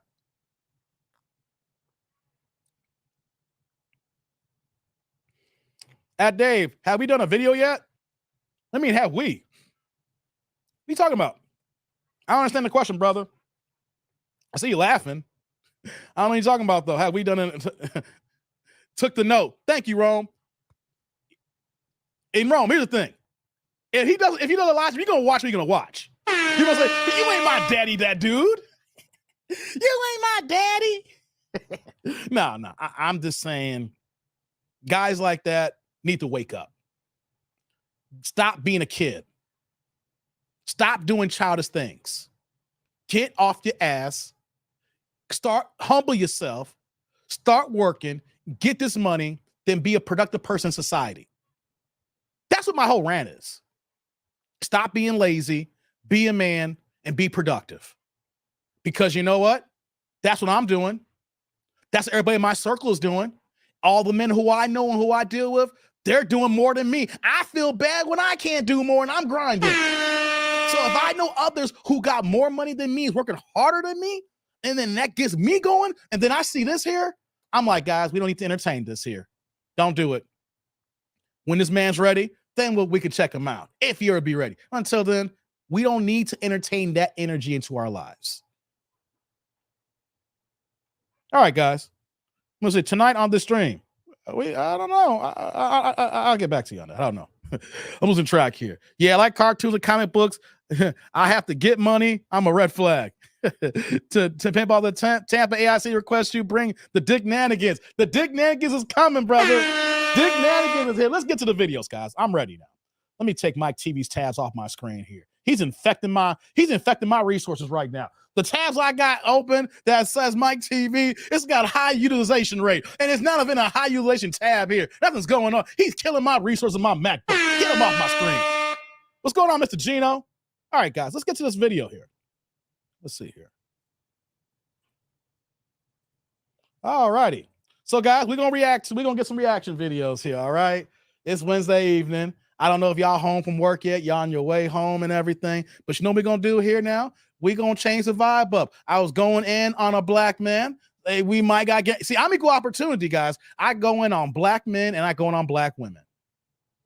Yes, I do. If I see a guy not doing what they're supposed to be doing here, I'll call it out. I call myself out. I was just saying, I need to do more. That's the reason why I made 14 shorts today. I ain't doing what I'm supposed to be doing here. You know what I'm saying? I got responsibilities, but I'm lacking here. So if I'm lacking, I'm going to call other lacking too as well. I need to do better. So guys, this next video here we're going to do here, we're going to be talking to a single mother. A single mom of multiple kids. But check it out though. Once again, I didn't even skim this video. Y'all gonna see my true raw reaction. Yeah, we're gonna go raw, baby. Ooh, baby, I like it raw. Shimmy, shimmy, y'all, shimmy, yam, shimmy, yay. I'm gonna react so I can give y'all the play. Okay, let's get to the video and let's get cooking. Let's do it, guys. Likes up in the building. Hi. Hey, beautiful. Hi, you ready? Yes. What's your name, honey? Butter. Is your name Butter. Butter? Okay. Butter. Where you calling us from? Yeah, where you from, Butter? Cleveland, Ohio. Cleveland, Ohio? Yes. Cleveland, Ohio. How old are you? How do you? I'm 44. Derek just keep taking L's. Ohio, stand up. Hey, I don't even try anymore. See what happens, guys? This is all Derek's fault. Hey, Clifton, you got to get this L too because you in Ohio too. Hey, I need to go find another city. I'm going to finish this video unless someone drops a 20. Because remember, guys, when we do these reactions here, if y'all drop the 20 for the skip, we'll go on to the next video. If not, we're going to rock this to the end here. But you know what, though? For everybody who watched me in Ohio, blame Derek. Because when I was start off here, I never touched Ohio. He was like, you never get Ohio, Dave. And you know what happened? Ohio's been like a regular staple right now. I didn't know Ohio had these many banshees. But you know what, though? Ohio takes the L. More importantly, shout out to LeBron. Cleveland, this is for you. Cleveland gets the L. All right, guys. I got to get back to the video now. We're blind reacting. Let's see what we got going on. She got the lock game, girl, guys. I like natural hair, but her name is Butter. I don't know if I want to deal with a girl whose name is Butter. Well, you high in calories on me, all right? I got to get my cholesterol down. I don't like a lot of butter, all right? That don't sound right, but hey, let's see what happens here. Let's continue. 44, what you do for a living? What do you do? I'm a tattoo artist. Oh, no. Tattoo artist. Do you have any children? Yes, I have 3 boys. They are 16, 22, and 25. Damn. 16, 22, 25. All by the same man? No, my oldest has a different father. My 2 youngest have the same father, which was my ex-husband, which I've been divorced since back in 2013. Okay, so you was once married. So Yes. 2 are by your ex-husband and then another man. Yes. Two different What do you, daddies. you told me. So Butter, Cleveland, Ohio. What's your zodiac sign? Damn Zodiac. Taurus, When's your birthday? May 7th. They're about to I go got off a now. birthday. And you're born, you're 44. I'm the same age. 1979. Yes. You are the second birthday twin. Yes. Stop it, May T. Lee. 7th, Stop it, T. Lee. 44. You That ain't means right, you're born T. the Lee. same day, Yes. same year. What's your daddy name? Damn, Kareem. You already know. No, someone said finally. She's the second one. I met another woman. Take the L, Clifton. A couple weeks ago, Cleveland. who's also 44, May 7th. So same birthday. I'd be so excited when I meet a birthday twin. All right. So let's keep going. So, Butter, I know you don't. I know you don't. Shit. I know you don't. I don't even have to wonder. Okay. Okay. So, say that. Butter, Cleveland, Ohio, 44 Butter. Taurus tattoo, 3 boys, once married. What kind of man you looking for? Let's go, y'all. Mature, someone who's ready to build. I want a partner, a teammate, someone who is fun, honest, communicating, who is about their business, who is stable, who is ready to reciprocate everything I actually have to offer. So I'm not going to ask for a lot of things that I cannot do. Like, I'm not going to say you have to pay all my bills because I'm not about to pay all your bills. I don't do 50-50 because I don't think it's always fair. It depends on the situation. There's always gray areas. So I believe in teamwork. I am a light. So, I'm a nurturer and I like to help people. So I want someone who's willing to do the same thing. Very supportive. I'm very open. I'm acceptable to my flaws and I'm willing to learn. And I'm pretty easygoing, but I'm very mature and about my business as well. I'm a family oriented person. So, I love my children. They have to have children. So I would hope so, or at least be acceptable to children, because then you would understand that type of lifestyle when it comes to balancing family and work as well. Okay. What are your deal breakers? Someone who puts their whole life on IG. I do not like everything you do. Every time you get mad or every time you have an issue that you're just putting your business out there, like every single thing you eat, every time we're holding hands, like that's just weird to me. Like, Instagram's not your therapist. Someone who does not talk or is open or is very honest. I'm ready for a relationship. I'm in it for the long term. So I don't like games. Okay, you was married before. Do you want to get married again? I definitely see myself getting married again eventually. Okay, eventually. All right. Does he have to be in Cleveland, Ohio? Okay. No, no, he does not. Close enough to travel to, but no, he does not have to be in Cleveland, Ohio. What's the age range? Before we get to that here, Clifton, you see that? He said, like, what are you doing right now? Hey, Clifton, how far is she away from you, man? Kind of close. Hey, Derek, how far are you from Cleveland? You know what I'm saying? I'm just wait, no, Cliff, you married. I ain't gonna put this on you, Clifton. You got a family. But Derek, this is all you, brother. You want that butter. You know what I'm saying? Hey, you remember Ving Rhames when he was talking about, we're gonna talk about a couple of things. There's guns and butter. You know, the guns are the things that appreciate, that don't lose value. And there's the butter. Hey, come on. Don't make me start bringing Ving Rhames in this here for the butter, okay? I'm sorry. When she said her name was Butter, 130 miles, Clifton, that's only a couple hours. You can do that drive, brother. That ain't that bad, you know? Hey, all right, let me get back into it. I'm sorry to bring Ving Rhames to this, but when I hear butter, the first thing that comes to mind is what? Guns and butter.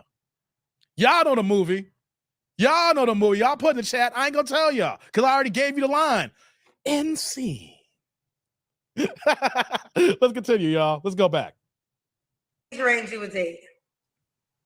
I would prefer to stay 40 and up, but depending on the maturity level and, you know, their life stance of where they're at mentally, you know, maybe closer to 40, but, you know, preferably 40 and up. 40 and up. Okay.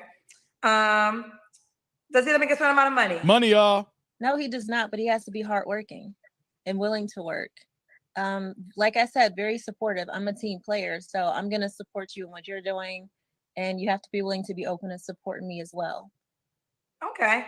And did I ask you about looks? Does he have to look a certain way? I already asked. No, you didn't ask me, but thought you did. I don't have specific looks. I just want to be attracted to you just as well as you have to be attracted to me. So no specific looks. A lot of that comes from within. Honestly, I know it sounds kind of cliche, but seriously, once you get to know someone, their looks kind of change.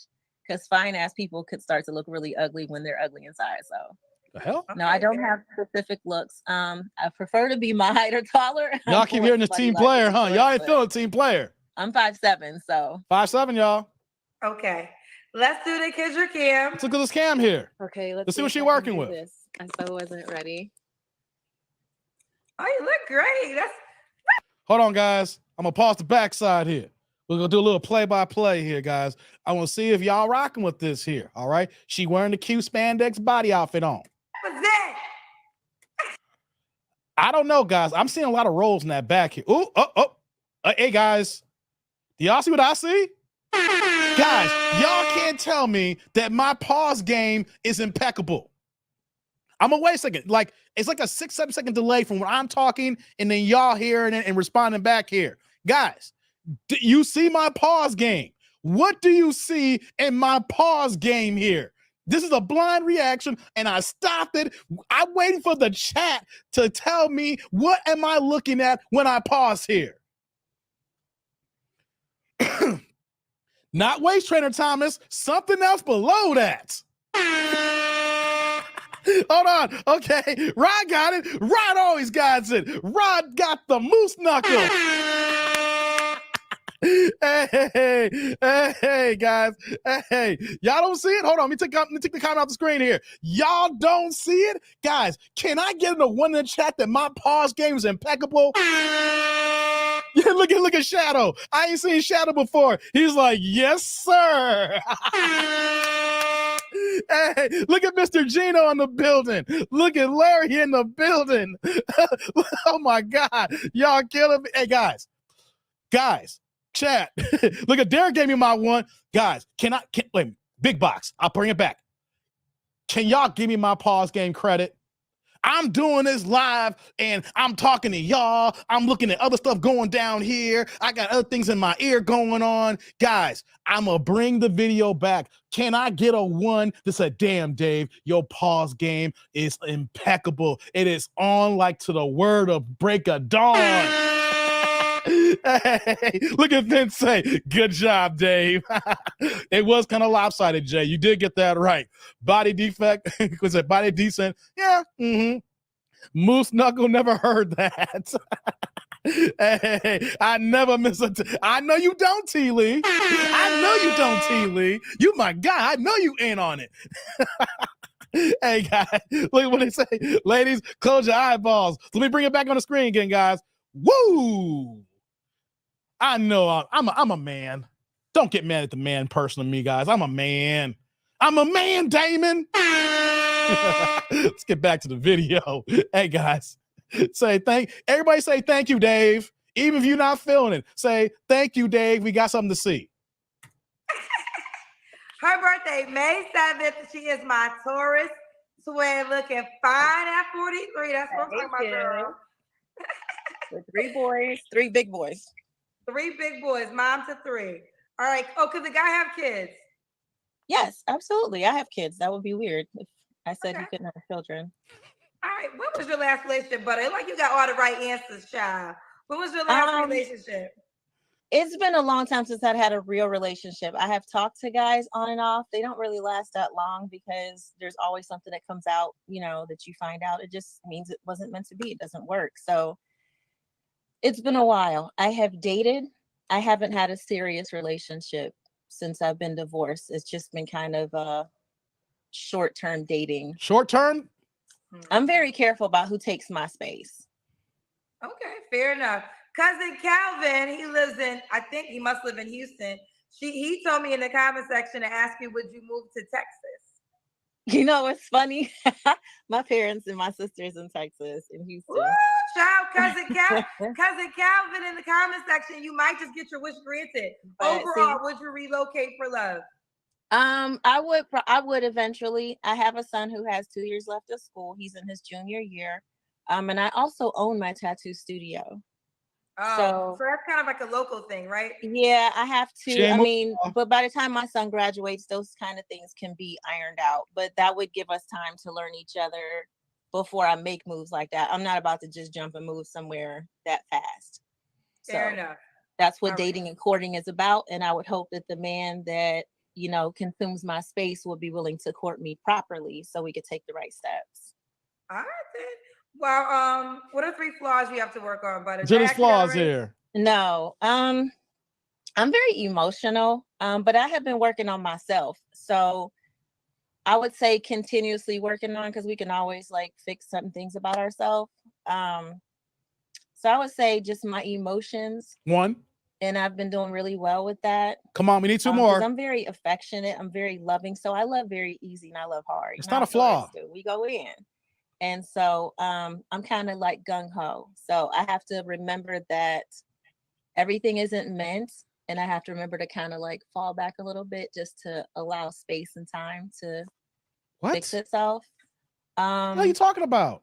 I could get impatient because I know what I could bring to the table. And you're impatient. And I have to remember that everybody's not on my pace. So. Okay. Fair enough. No, not fair. Kendra, are you counting, Kendra? She didn't get the 3 flaws. The first one, she was just rambling. And then she said the second, being impatient. Fellas, if a woman can't name you 3 flaws, she is overall one of the biggest flaws. Keep it a buck here. We see each other every day. We know when we mess up. We know the things we're not good at. We know that the things we need to work on. When you go to a job interview, when they say, what are the things that you need to work on the most? Do you lie to the people? I don't got nothing to work on. Or see, we as human beings, if we can't answer a simple question on the flaws that we deal with every day and the things that we need to work on, if you can't state that out loud to the opposite sex so that you can get yourself a partner, then overall, you are just one big red flag. Because if you can't name it, you're blind. You have blinders on. You choose not to invest into yourself. You are choosing to be blind about the things that are important that you should work on. You're thinking that everything is okay. But here's the thing. If you got 3 kids by 2 different women and you're calling on Kendra's show, There's a lot of things you need to be working on. Let's get back into this here. I can't stand that, guys. When people can't even name 3 flaws. Come on. Let's be adults here. Oh. Why would a guy be lucky to be with you? Because I'm dope. I'm a Taurus. No, I mean, no, I mean, but like I said earlier when we first started, I don't ask for anything that I'm not willing to do. You know, I'm not that perfect list who you can't take to Cheese Factory type of chick. What? I just, Wait a minute. I mean, everyone has their to do. I got to hear that cheesecake. You know, Hold I'm on, not guys. that perfect list who you can't take to Cheese Factory type of chick. Okay. I heard it wrong. I mean, everyone has their standards. So that's not a shot at anyone who has standards like that. But my thing is, I'm very open and I kind of go with the flow. I'm willing to learn. I'm willing to Good point, AD. Be submissive, but that man has to know how to lead to allow me to be feminine. And so, I mean, I'm kind of like a well-rounded woman. I work hard. I own my business. I take great care of my children. I take great care of myself. I hold myself at a high respect level. And I'm going to spoil the shit out of my man when I get the right one. Let me pause here. Unfortunately, everything that you're naming off about yourself, I got to zoom in. Hold on. There we go. Let's get back in focus here. There we go. We're back in focus here. Sorry about that. All the things that she mentioned are things that guys don't care about. Okay, we do want responsible women, but here's the thing. You're never going to share your money with us. You're talking about your vibe. You know, you got your own business, but that's even a bigger problem because it's hard for you to relocate unless you're going to sell your business and be an independent tattoo artist. Where are we going to go here? But all the things that she just named off, that's good for her, right? Good for her for being a responsible person. The thing is, the things that you're listing off are the things that men don't care about when it comes to women and dating. They're good if you're talking about, I'm a responsible adult and being a human being in this society. Good for you. You're doing better than Mike TV, for crying out loud, right? Got a woman who's 44 years old, older than Mike TV, with more kids than Mike TV and doing better. Good for you. I appreciate that. You're not a bum. The thing is, though, ladies have no idea what men want. Ladies have no idea what men need in relationships, what we desire. And what I'm talking about is the men that you want, not the regular Pookie and Ray Rays that in the Dusty Darrells of the world. We're talking about the quality men that you want here. Got to remember that. The things that you're saying, it sounds like a job interview that guys say. These ain't the things that's important to men. So let's continue. Let's hear some more and finish this video off here. And so, you know, I don't ask for a whole lot. I give a lot. And it's a lot of rare things that a lot of women don't do these days. I was raised old fashioned. You know, I cook, I clean. I don't ask for a lot of money. I think that everything that I'm going to get, I'm going to earn, and I'm going to deserve it. And he's going to earn it from me too. So, you know, she a Taurus. So I don't expect nothing but less. And she's born May 7th, the best day. Yes, the best day. Best day on the universe. I really feel like May 7th should be a national holiday. I don't know who I got to talk to about that, but that's another conversation. So I don't expect anything less but from the best. So listen, I think you're pretty dope, but I do have this question. When was your last relationship again? Yeah, when was it again? I haven't really had, when I dated someone some months back, it's been at least about 7-8 months. It was very, very short, like a month short. So it's been a long time. It's been a long time. Because I feel like your answers were okay. This is the second time she said this here. She only been dealing in situationships. Oh, these ladies, when you in your 40s and you get married and divorced, and then you got multiple baby daddies, and then you're doing a month here, 2 months here, they're not stable enough to be in relationships. They're involved in situationships, in hookups. That's how she's moving right now. I got to be honest, guys. She is moving like a lot of black women who've been through a divorce. They want to, they get away from the man because they felt they was being stifled, whatever's going on, whether they married a Pookie or they didn't want to follow the good man's lead, One of the two things. And you know what happened? They get single and they out there and just running around and just living the situationship life. A guy month here, 2 months here, nothing is long term. It's just like, hey, I'm just gonna get in where I fit in. No kind of commitments. But when they get to their 40s, what happened? Oh, I think I want to be married again now. And you go through all these damn hookups. Ain't no man really gonna take you seriously. Now, here's what's gonna happen to you, ladies. The guy will take you seriously to get in that ass. And then once he gets in that ass, he gonna act like it was before he started talking to you. How you look like you didn't have any ass. Situationships are the bane to you older women. Situationships are horrible to middle-aged women, especially the baby mamas, because it's bad enough that you got kids by other men. Then you get in these short-term relationships that pulls you farther and farther away of even thinking that you're even capable of being a wife in the future, because you're not capable of anything long-term. Man, oh man, let's get back to it. We're pretty great. So what do you think is your challenge when it comes to meeting someone? Getting out there. This is new for me. I've never done Okay. anything like this. I haven't done dating sites. I go out, but I go out and I network. I'm a business person. So when I go out, I'm meeting people, but it's not to date. I don't like to hook up in bars. And so me putting myself out there doesn't really happen often. I kind of allow people to come to me. So my biggest thing is probably just drawing towards the wrong type of men, as far as the ones that need help versus the ones that are really ready for relationships. And that was a flaw of mine, because being a nurturer, we tend to do that. When you're a light, people draw to you for help, whether they know it or not. And so I tend to accept the wrong ones in my space when they need to just kind of get help from a distance. Okay. And so, I mean, I think you're dope, but I could be biased because her birthday and my birthday are the same day. I mean, you But I think already other know people- the energy thing, But I think other people think you're dope too. So let's do it. Butter, Thank Cleveland, you. Ohio, 44 Butter. Taurus, tattoo, mom of 3 boys, was once married, open to getting married again, correct? Yes. All right, how can the guy reach out to you? My IG is that girl Butta. That girl is spelled normal, and Butta is Butta.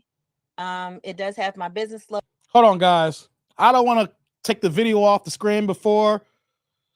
I want to see if I can look at this IG. When she says she's networking to do tattoos too. Gotta remember that. When people say that different types of networking, she's networking for tattoos.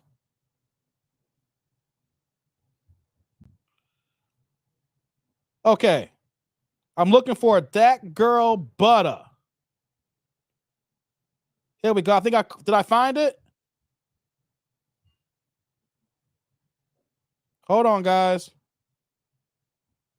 I've been winding back here. I just want to make sure I catch this so y'all get my real reaction. Girl is spelled normal, and Butta is Butt. My IG is that girl Butta. That girl is spelled normal, and Butta is Butta. Oh, TTA. It does have my business logo, Ink Therapy Studio, so you'll see that. But I am on there. You'll see my children. You'll see what I do. It's not a facade. I am who I am. I like to be silly. I'm fun. I'm outgoing. And there's no phoniness on my page. What you see is what you get right there. That's it. What you see is what you get. Fair enough. All right, boo, will you keep me posted, honey? I will. And if you're ever in Cleveland, hit me up.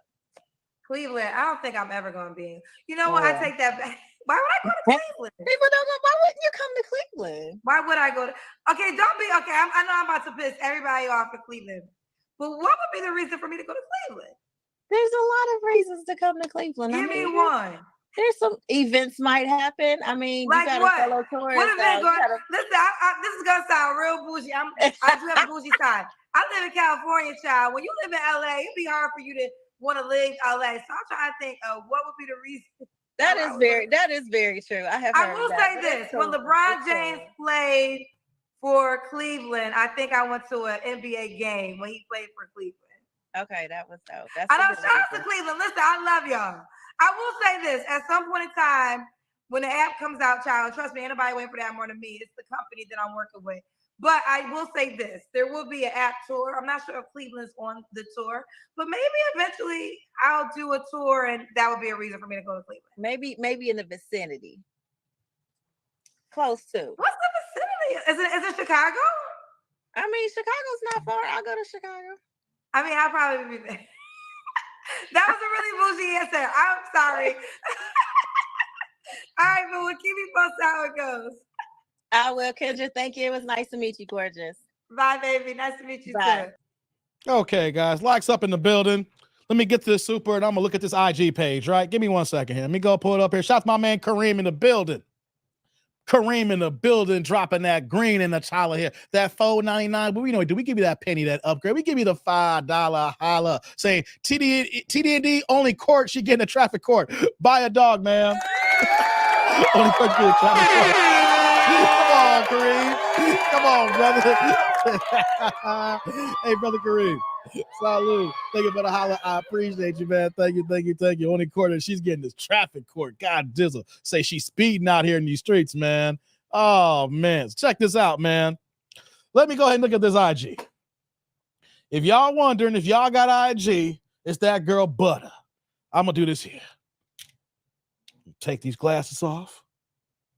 Put on my spectacles. Take a look here. 1 second, guys. Give me 1 second. Mm-hmm.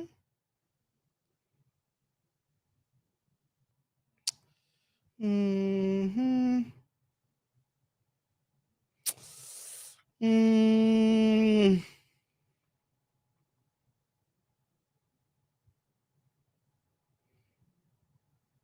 Okay. Okay.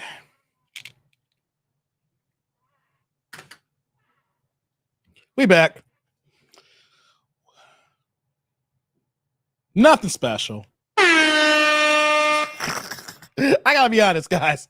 Hey, the last time I was in Cleveland, like actually in Cleveland, was like 20 years ago. Ain't that far away from Chicago, right? When I took a flight out there, it was like a 42-minute flight. So it was not long at all. It's very quick. You know, you get on there. It's a very short flight, right? Ain't nothing to do in Cleveland but catch a game. Ain't nothing to do but catch a game. So when people say, yo, there's stuff to do in Cleveland. Nah. Stop lying, Derek. You know, wherever going on in Ohio, Clifton, it ain't popping. It ain't going on. And her IG ain't really popping either. You know what I'm saying? I don't mind a few tattoos. I'm just not I'm tatted up a little bit here. You know what I'm saying? You know, I'm working on my, y'all can't see it, but I'm working on my sleeve here. The thing is, y'all wouldn't know I'm tatted unless I told y'all. My stuff is covered behind the scenes here. You know what I mean? And I don't mind girls have a few tattoos. My thing is now when y'all have too many tattoos, because here's the thing that I look at. Maybe some of y'all don't care when it come to tattoos. Here's what I mean for me, tattoos. I don't mind some tattoos here and there. The thing is, ladies, when y'all get older, your tattoo game looks like shit. I'm just going to keep it a buck here because some of y'all ladies here, a lot of y'all ladies don't even pick the right tattoos, let alone don't even go to a tattoo shop to get it professionally done. Y'all be finding the cheapest way possible because women don't want to come out of pocket. You're trying to find the free 99 or find some cheap ass tattoos to get them done, right? And then when y'all get in y'all 30s and they looking horrible as ever, not even filled in, you seen the lines, no shading, no artistic creativity. It sucks. But I mean, she's a tattoo artist, but that's not my thing. You know, she's not, and the thing too, guys, she wasn't that bad. We've like Rod said, we've seen worse on Kendra. The problem is, you know, it's women who put themselves out in a certain way and don't realize how their past impacts what they got going on right now. And then the way that she was talking is not things that men really want. So I'm not getting on her regarding like the banshees that we normally see, guys, or we normally hear. But the thing is, though, that the way that she's moving is not going to be indicative of her getting the man that she's looking for. And that's the problem with women today. Women don't have the same mindset as our mothers and our grandmothers in yesteryear. Because if they had the same mindset, they'll be off the market a long time ago. They would find a man who they would rock with here. But what happens is that when you got social media, and we can use her for an example here, right? She's a tracer. She ain't no artist. Yeah, there's a lot of tattoo artists that are tracers. Yeah. Here's the issue that we have with women like her here, right? She is presenting herself to the point where that it sounds like, and I don't want to, assume too much, but she's still holding out on the top caliber man, and the things that she's looking for, that when she says that what she is the things that men don't care about.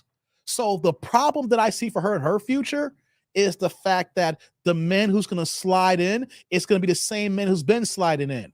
The short-term situationship hookups, guys that look good for the short moment, good for a month or two, but after that short period of time, they're hanging out and kicking it, and then she's on to the next. She hasn't positioned herself to be a wife. When I see her talk, when I see her move, I don't think that she's somebody's woman. She's spoken for. I see someone who's just carefree, free love, she's for the streets, and unfortunately, for some women, y'all don't understand that's your worth when men see it, because there's a lot of good men out here. There's a lot of good men who will take her on. The problem is those men are not the men that she wants. So she ain't that bad, guys. But the problem is, though, at the way that she's moving here, I continuously see single future. If she's willing to curb down certain expectations, not go after the top caliber men that every single woman wants, but find the quality of the man, the character of the man, she'll be off the market in a heartbeat. It's about the mentality you guys have, ladies. And some of y'all don't have the mentality of being a wife. Some of y'all just girlfriends. Some of y'all just cool to kick it with, and some of y'all girlfriends. And that's cool for a period of time, but that's not going to help y'all when it's cold outside right now. Rome says, I'm finishing my case at the office, and she finishing butt crack tats at free before 11. Goddamn, man. Goddamn. Leroy says, 44, 3 kids and a dog. It's a wrap for her. Yeah, Leroy, I mean, I'm being nice. Yeah, but yeah. And the grown kids too, like, yeah, you have those kids very young too. And see, that's the thing here, ladies. Your kids could be grown, and you say, yeah, the two are grown, you got 1 or 2 years left in high school. That is a thing that's in the back of guys' minds when they do talk to you. It's like, oh, wow, you got to start early. And you don't know that that kind of man that you're looking for may disqualify you because of your past. The kids could be grown, but it's like, if you were making bad decisions then, how do I really know that you've learned from it now? Because a man of quality, a man who is of high ends and means here, is, if he's going to mess up, it's going to be on his accord. He's not going to let anybody in his circle mess up. He's going to hire the right people or have the right people in position to win. But if he brings someone in that's not going to have him in position to win, he may not even take on that cause. So ladies, that's what we're talking about here. If you are not positioning yourself to be a wife, then the guys you're looking for may not take you seriously. Oh my God. AD says grown and niggas in their 20s all need a couple of G's to get back on their feet. Access denied. Hey man, that's another thing too. When you got these grown ass kids, ladies, and then if your kids ain't on nothing, and that new man comes in, and then your kids trying to check this dude here, you know what he's doing? He's looking at those kids saying, "You ain't. Who are you? The kids are trying to sculpt the man out, and the man's like, you are the reason why you are because of your mama and your daddy. Why are you trying to size me up? If anything, y'all need me right now."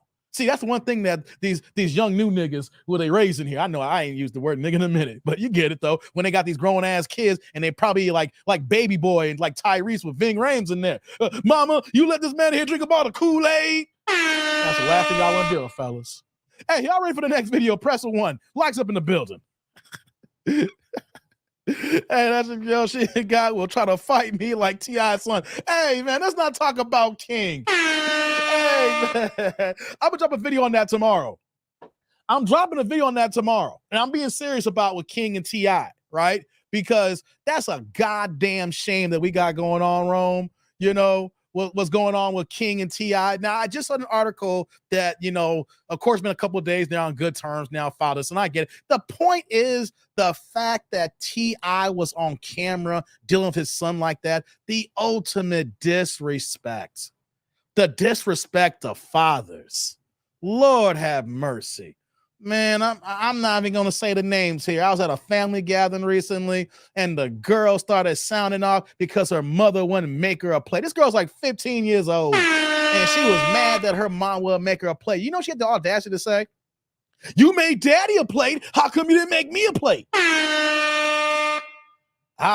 Even though that wasn't my kid, I made a point to say, I was laughing, but I looked at her. I said, "Daddy better get the first plate."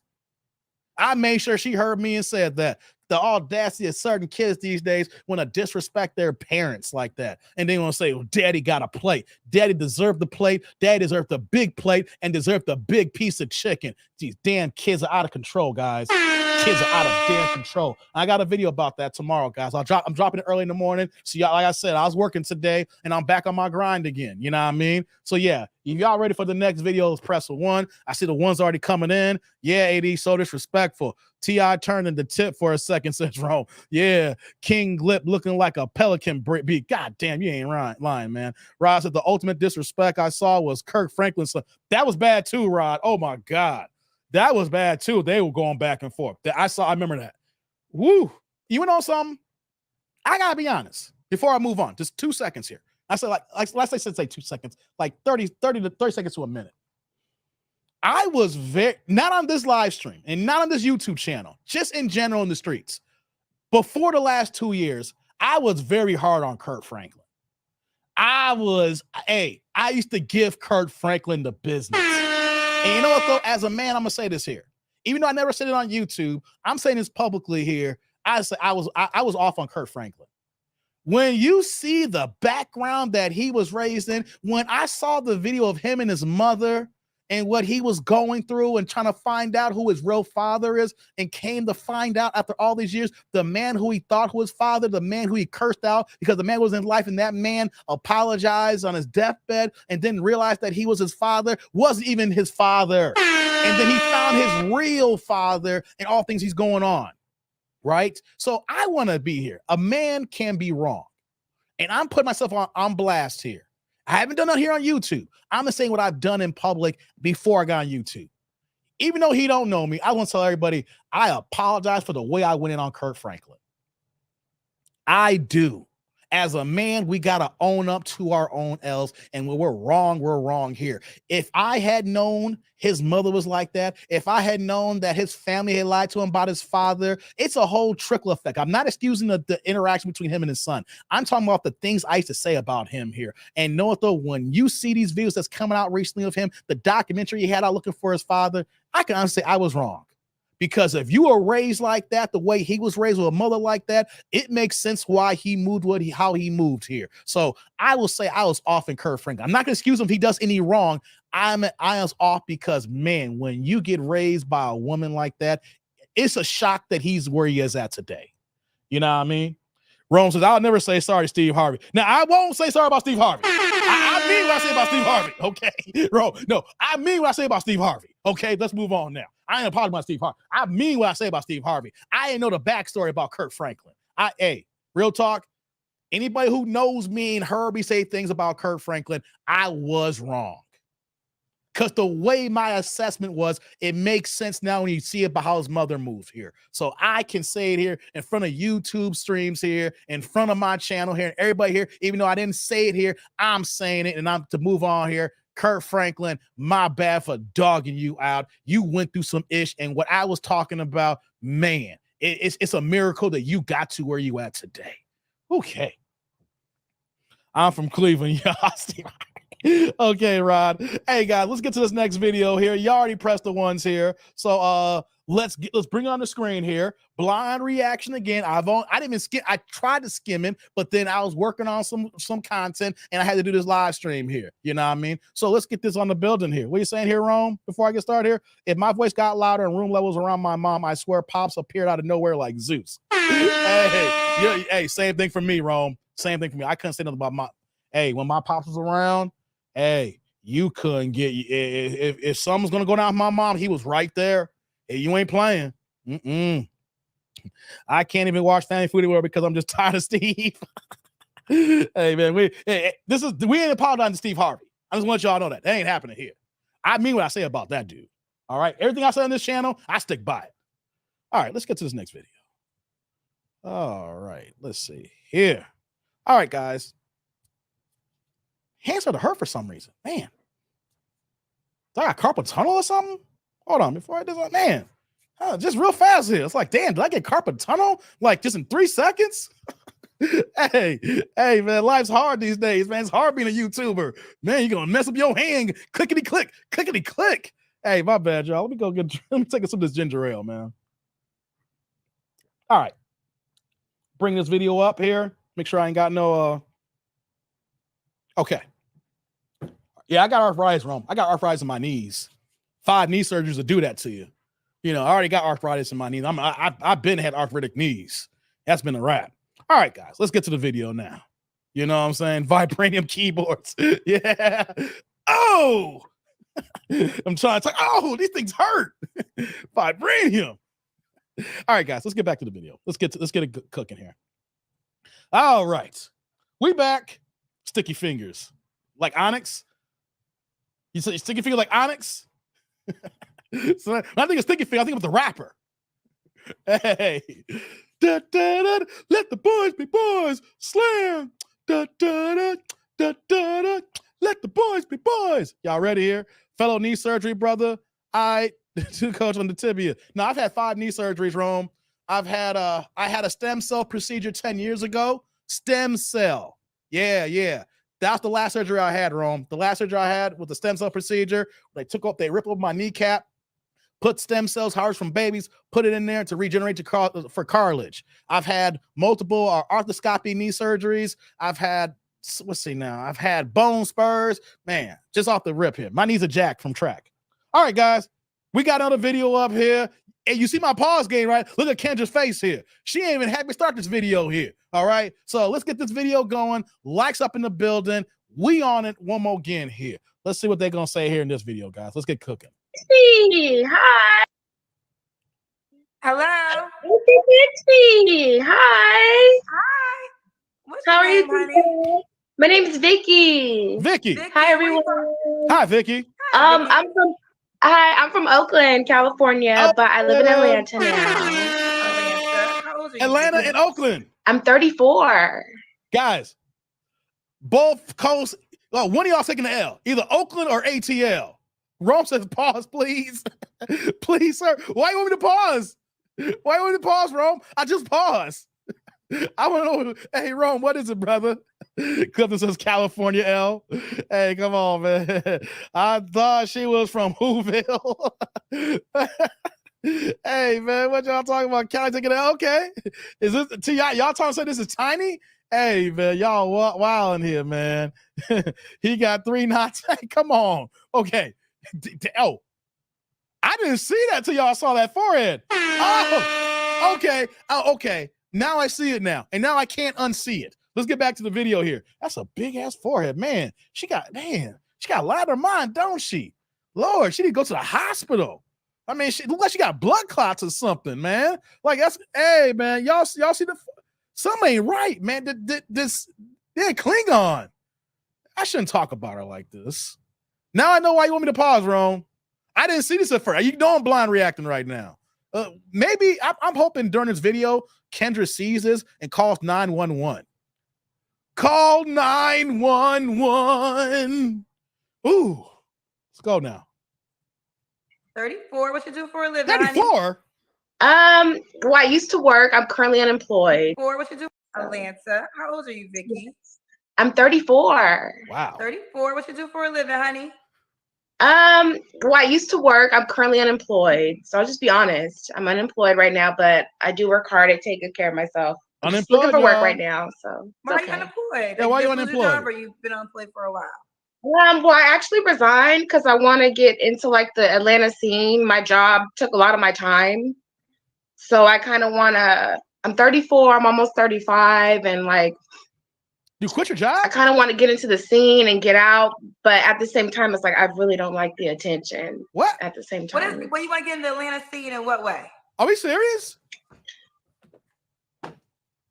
I've always been scared to come out here and I finally came out here. So. What the hell? We'll say like in my early 20s when I was going out and young and Wait, before she gets into it, you moved to Atlanta, but you quit your job to get into the scene. But now you're telling us you don't want to be out there in the scene. Okay, so I hope you stack your money. You got some ends, because if you're not working, you got bills to be paid here. Right, 80, you're 34. Stop it. Like, tell us you don't want to be responsible without telling us. Because you relocated. You can work. Be responsible. So you're trying to say that you can't work and be on the scene at the same time? Like, something ain't adding up here. Like, I'm not gonna relocate, say, oh, I'm gonna quit my job and see how it goes on in Atlanta. I'm just gonna mingle and get it in. No, I got bills to pay. I gotta work. I gotta grind, baby. Okay. Like, yeah, Steve, what the hell is she talking about? Ron says, I told y'all last shit ain't as bad as some of these on Kendra. At least she got a job. All right. Yeah, you're right. The last one, at least she was a tattoo artist.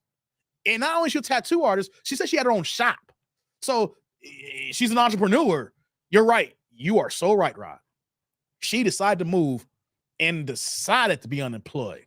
All right, we're going to hear this here now, and we're going to see how bad this gets you. I want to let this cook here with this 5 head that she got. Young in college and traveling, I'd meet a lot of cool guys. They'd be like, come to Atlanta. And I'm like, I'm not ready yet, but I'm finally ready. So.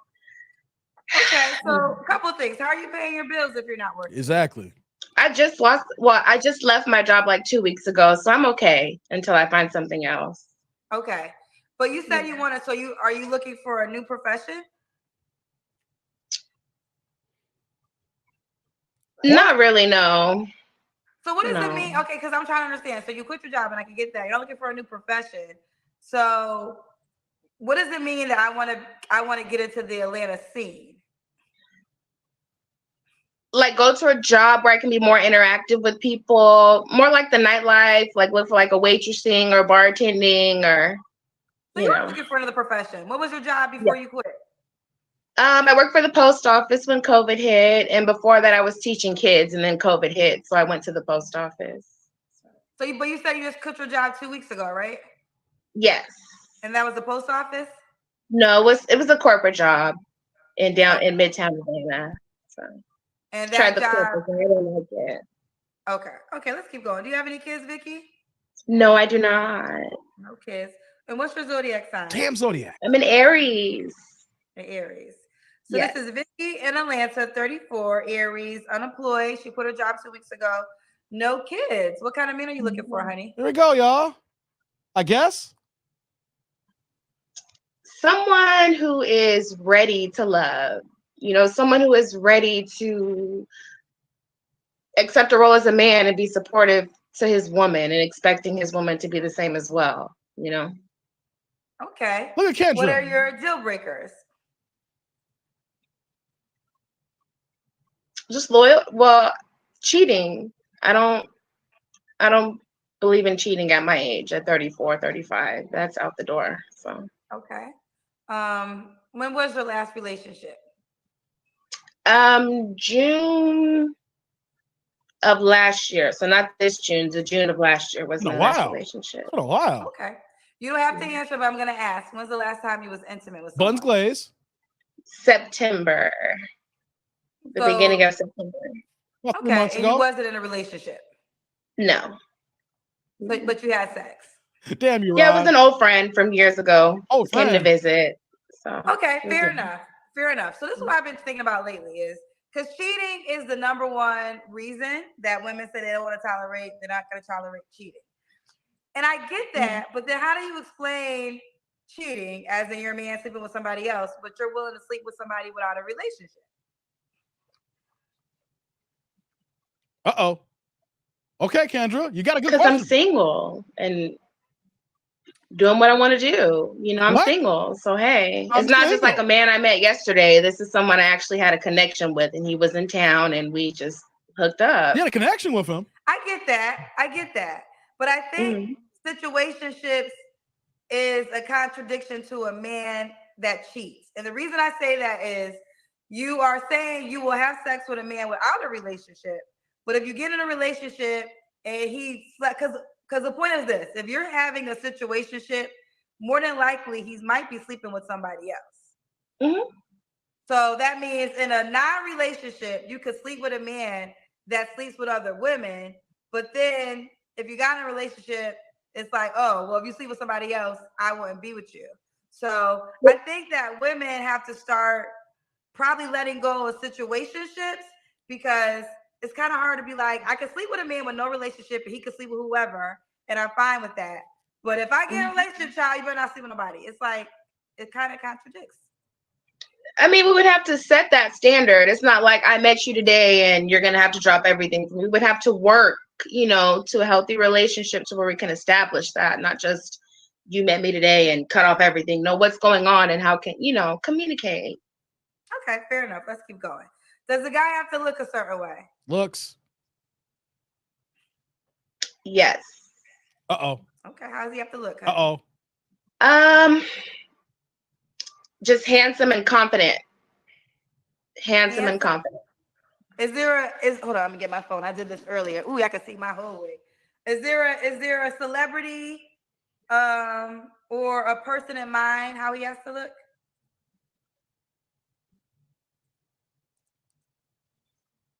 It's a secret. Secret? Well, I guess what do you consider handsome? Athletic. Uh-oh. Okay. He has to be Athletic. Tall, please tall. Like, I'm used to tall. I used, like, when I was younger and I was like hot, hotter. I would say like 6'5", but I go like 5'11", something around 6 feet. Yeah. Around 6 feet. So 5'11", 6 feet, athletic. Yes. Okay. What about money? Does he have to make a certain amount of money? It has to be successful. Is there a money part to that?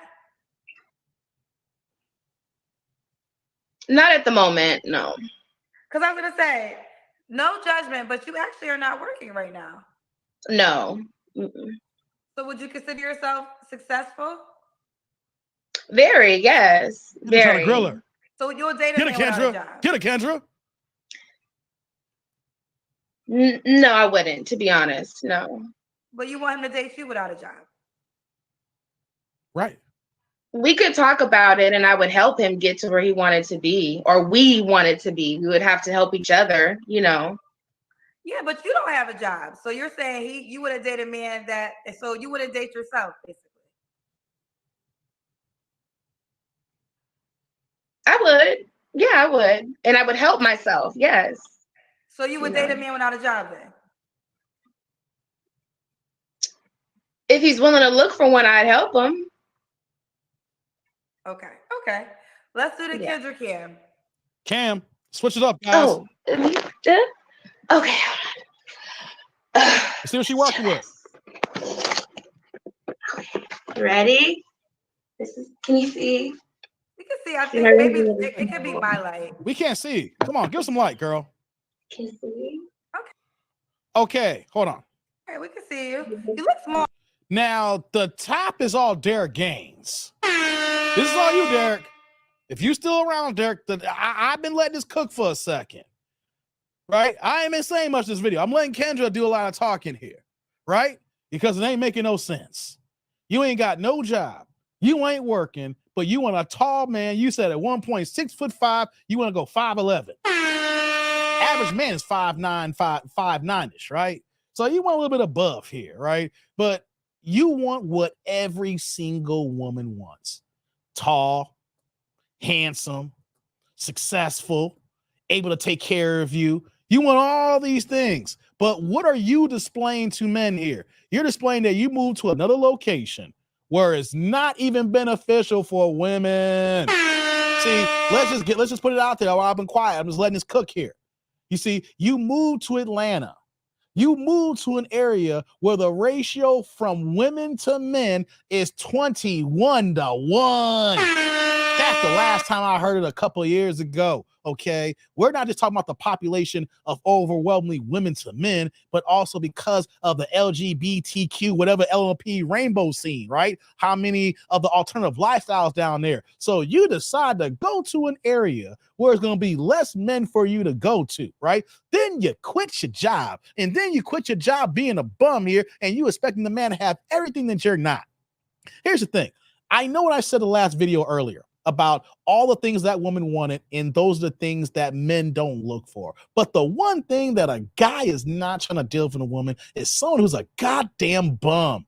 You could work at McDonald's and taking care of yourself. We'll take that on.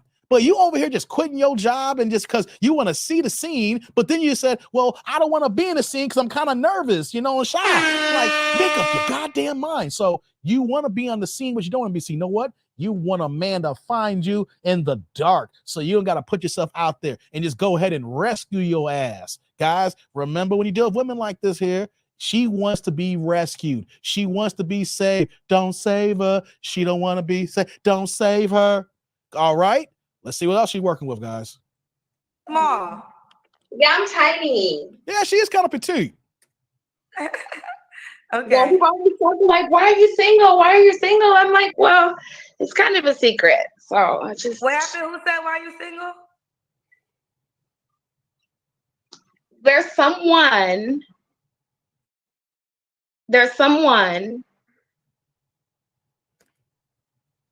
I'm gonna go to big box. Which makes me afraid of something else, What? What is I'm that? confused. I'm confused You too. said that people are saying, why are you single? Why are you single?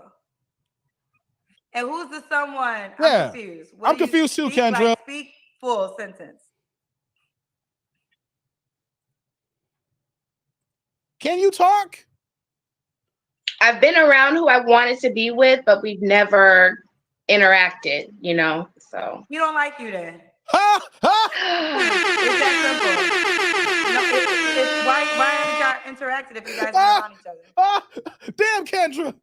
Ah, Men are simple. If he It's likes like it, a fire. if he It's like a not fire. likes it. Say ah. again? It's like a fire. It's like a fire that's there, and it's like I'm not ready to touch that yet. It's not time. So he's trying to talk to you then. Yes. Oh, you said that you never interacted with him. Right. Tell the truth. It's a long story, No, but Give me the short version. give the short version, right, Kendra? Stay with this, Kendra. Stick with now it. you're saying he tried to talk to you. Stick with this one here. This shouldn't be complicated. it's like when you see something could be so beautiful and you can mess it up. It's like I'm not ready to touch it yet. Like What? that stove is too hot. What? No, but explain this. You Nah. told me at first he never interacted with you. This is good. This is good, tribe. This is really good. Yeah, you've been lying. It's like a stove. It's like don't touch it. No. This is simple. Has he ever Stick with it, tried to Kendra. talk to Stick you, with it, like, has he Kendra. asked you out on a date? He's shy. Like it's like we're. No. No, Has he no, asked you? yeah, I'm asking you Kendra, two stick questions. with it. Has he ever asked you out on a date? Yeah. Not yet. No, I've been invited to go. I've been invited to go. What? Associate. No. Answer The the question is, question. has he ever came up to you and said he wants to take you out on a date? Not yet. No. And you feel as though, but you feel as though he likes you. Yes. Why do you feel as though he likes you? He's never asked you out on a Right. date. Because it's not the right time. No. How do you know it's not the right time? How do Men you are so know simple. what he think? If he liked you, he would just ask you on a date. This is crazy, tribe. Y'all It's really follow not me? that hard. It's not hard, right, Kendra? You're It ain't right. It's hard. not. Stick with it, Kendra. Stick with it. But it's like. It just feels like it's not the right time. What the hell you talking about? What impression has he given you that he likes you? Yeah. The way. It's just the chemistry. So, and you're right. It's like I want to let it go and move on, but it's like it's something. It's like. But what chemistry if you guys have never interacted?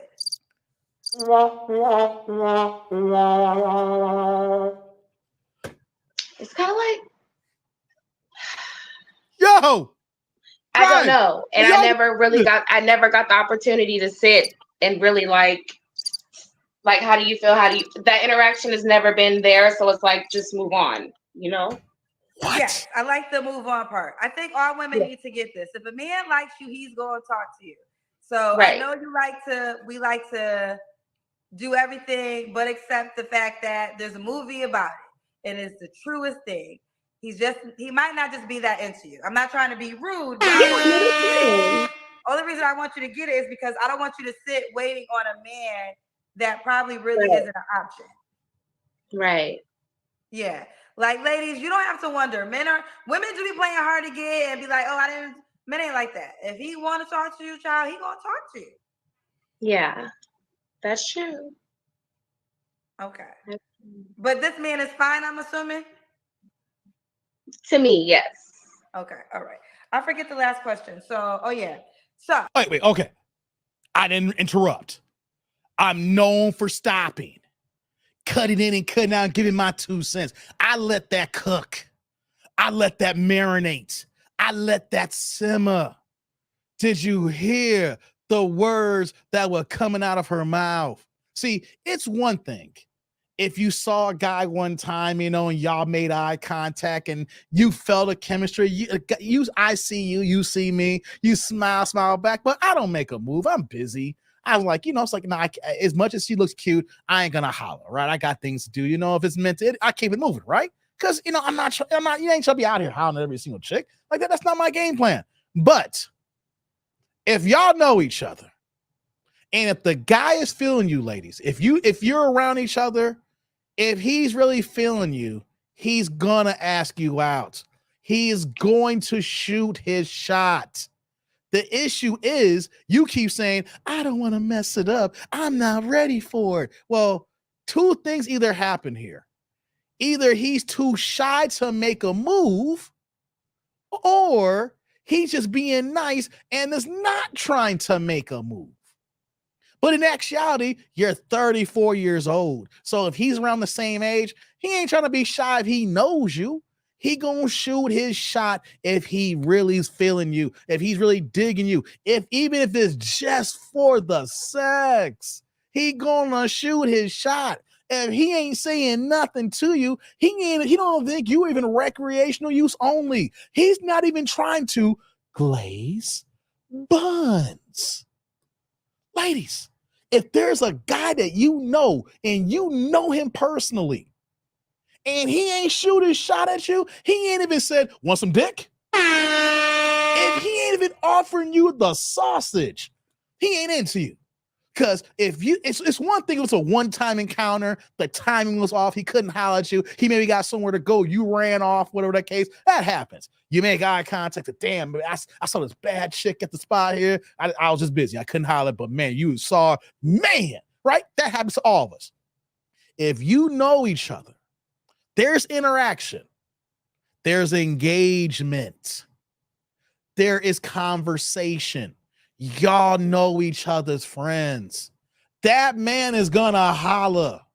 And it's up to you, ladies, if you really like him, to accept that invitation and holler back. Because if that really is the man that is your man, lock that man down. Lock him down. Get that man, okay? Because what's going to happen is if you don't talk to him, he going to talk to the next woman. But if he ain't shooting his shot, if he ain't saying, hey, how you doing, Maria? Want some dick? Or he's like, man, it's good to see you, Maria. Man, I ain't seen you in a while. Want some dick? That's not what's going on here. He ain't even hollering. So ladies, you over here in your fantasy land. Oh my God. He might be, it's just not ready. The stove's too hot. Nah, he don't want you. Even if a guy don't want you, his dick wants you. Understand that. Understand the understood. You over here waiting, and I'll just give you this small caveat, ladies. Even if this man is that shy to shoot his shot and that is your man, the way she's talking about it here, you better make the first move before someone who has the confidence sees if that's a good man. It's going to go say, he ain't going to make the move. I'm going to make the first move and take him off the market. Remember, there's more women than men in the black sphere here, in this black sector here. 2.1 million more women of marrying age compared to black men. So in a sense, you will be taking a black man away from a black woman. If you don't shoot your shot, you better go ahead and holler. If you're not, it is what it is, guys. Let me get back to the video here. Just notice, ladies, if he ain't shooting his shot at you, he don't want you. And even if he is shy, you better take advantage of it before the woman who is aggressive will see that that's a good man with a good job if he does have that, and a good personality and good character, and gonna say, you know what, I'm just gonna snatch him up because I can't find anything better. That's your loss. Now let's continue. So, what are 3 flaws you have to work on, Vicky?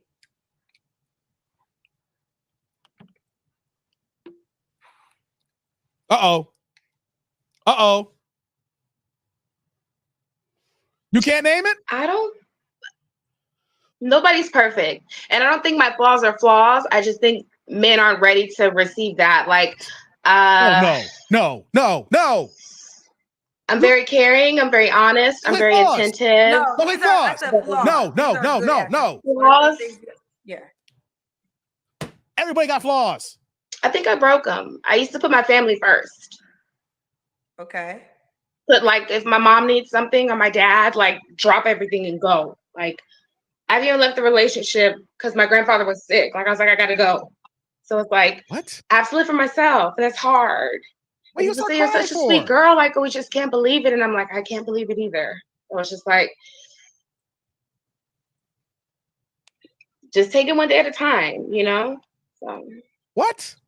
but as far as like flaws, as a single woman looking to be in a relationship and what I would bring to the relationship, I honestly don't see any flaws. It's more of if the other person is ready to be in a happy, healthy, committed relationship.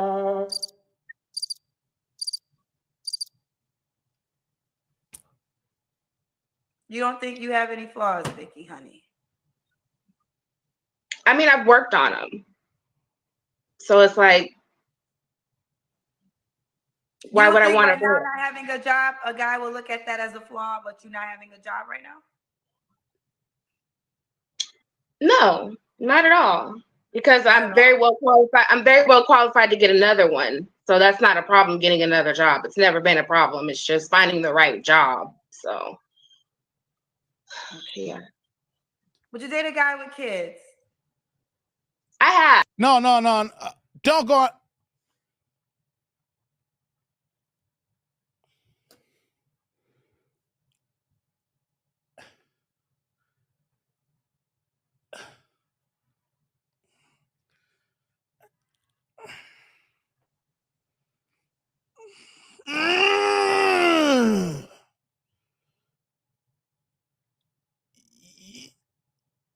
You literally just said that you worked on your flaws? Guys, she's trying to say she's the female Jesus. Jesus, Cristo, Muhammad, the Messiah, whoever you want to call who he is. You ain't got no flaws? You worked on everything? Ugh.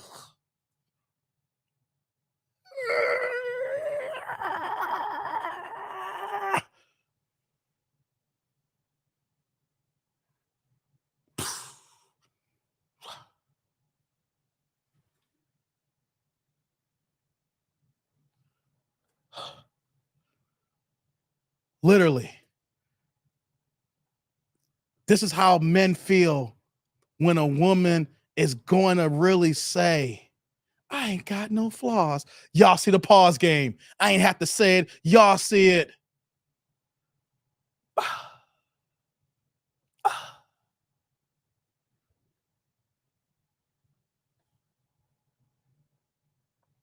Seriously.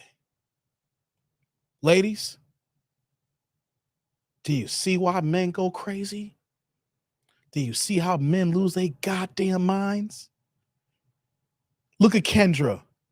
Kendra can't even help herself. She looking pathetic right now. Looking like Who Shot John. Let's get back to the video. This is ridiculous. This is out of sight, out of mind. Rod, you are so right. The last one ain't that bad. Matter of fact, Bring the tattoos back. Bring the tattoos back, guys. Yo, all how we went ham on Tattoo Lady, Tattoo Girl from Cleveland. Bring her back. Bring Tattoo Lady back.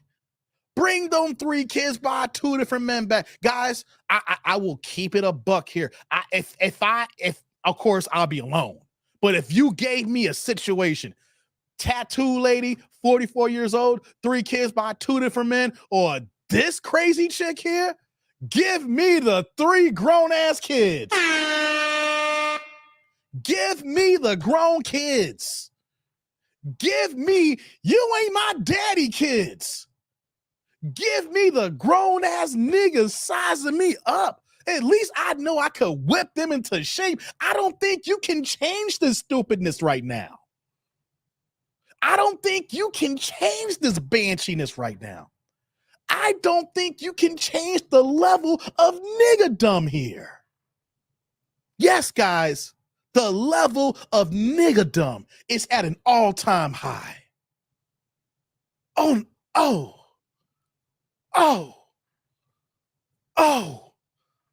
Y'all never heard me say I play stepdaddy season, but if you put the shotty to my head, I said I be stepdaddy. I be stepdaddy. I be stepdaddy. Let's get back to the video. And it's been really great. But like some of the other women were saying, I want my own, I want my own husband. I want my own children. I want mine. I don't want to have to say, oh, yo, baby mama, or somebody's got to leave, or I want my own, Okay. Sorry. I get y'all in a second. Lucky to be with you, Vicky. Because it's powerful, Larry. It's powerful. We would be happy. What? We would be happy. You get tired of explaining. You just want to do. And when you're ready to do, you have to you try to make sure it's right. It's just, I guess it's just 34 turning 35. What? And don't blame me age. Understanding yourself and what I don't know. It's just a transition age, 34 to 35. So. What? And to be single and no kids and not married, never engaged. But then understand, don't put yourself in that situation if you're not ready to handle it. Hold on, man, stop. Hold on, let me holler. Hold on. Wait a minute. Never been engaged to.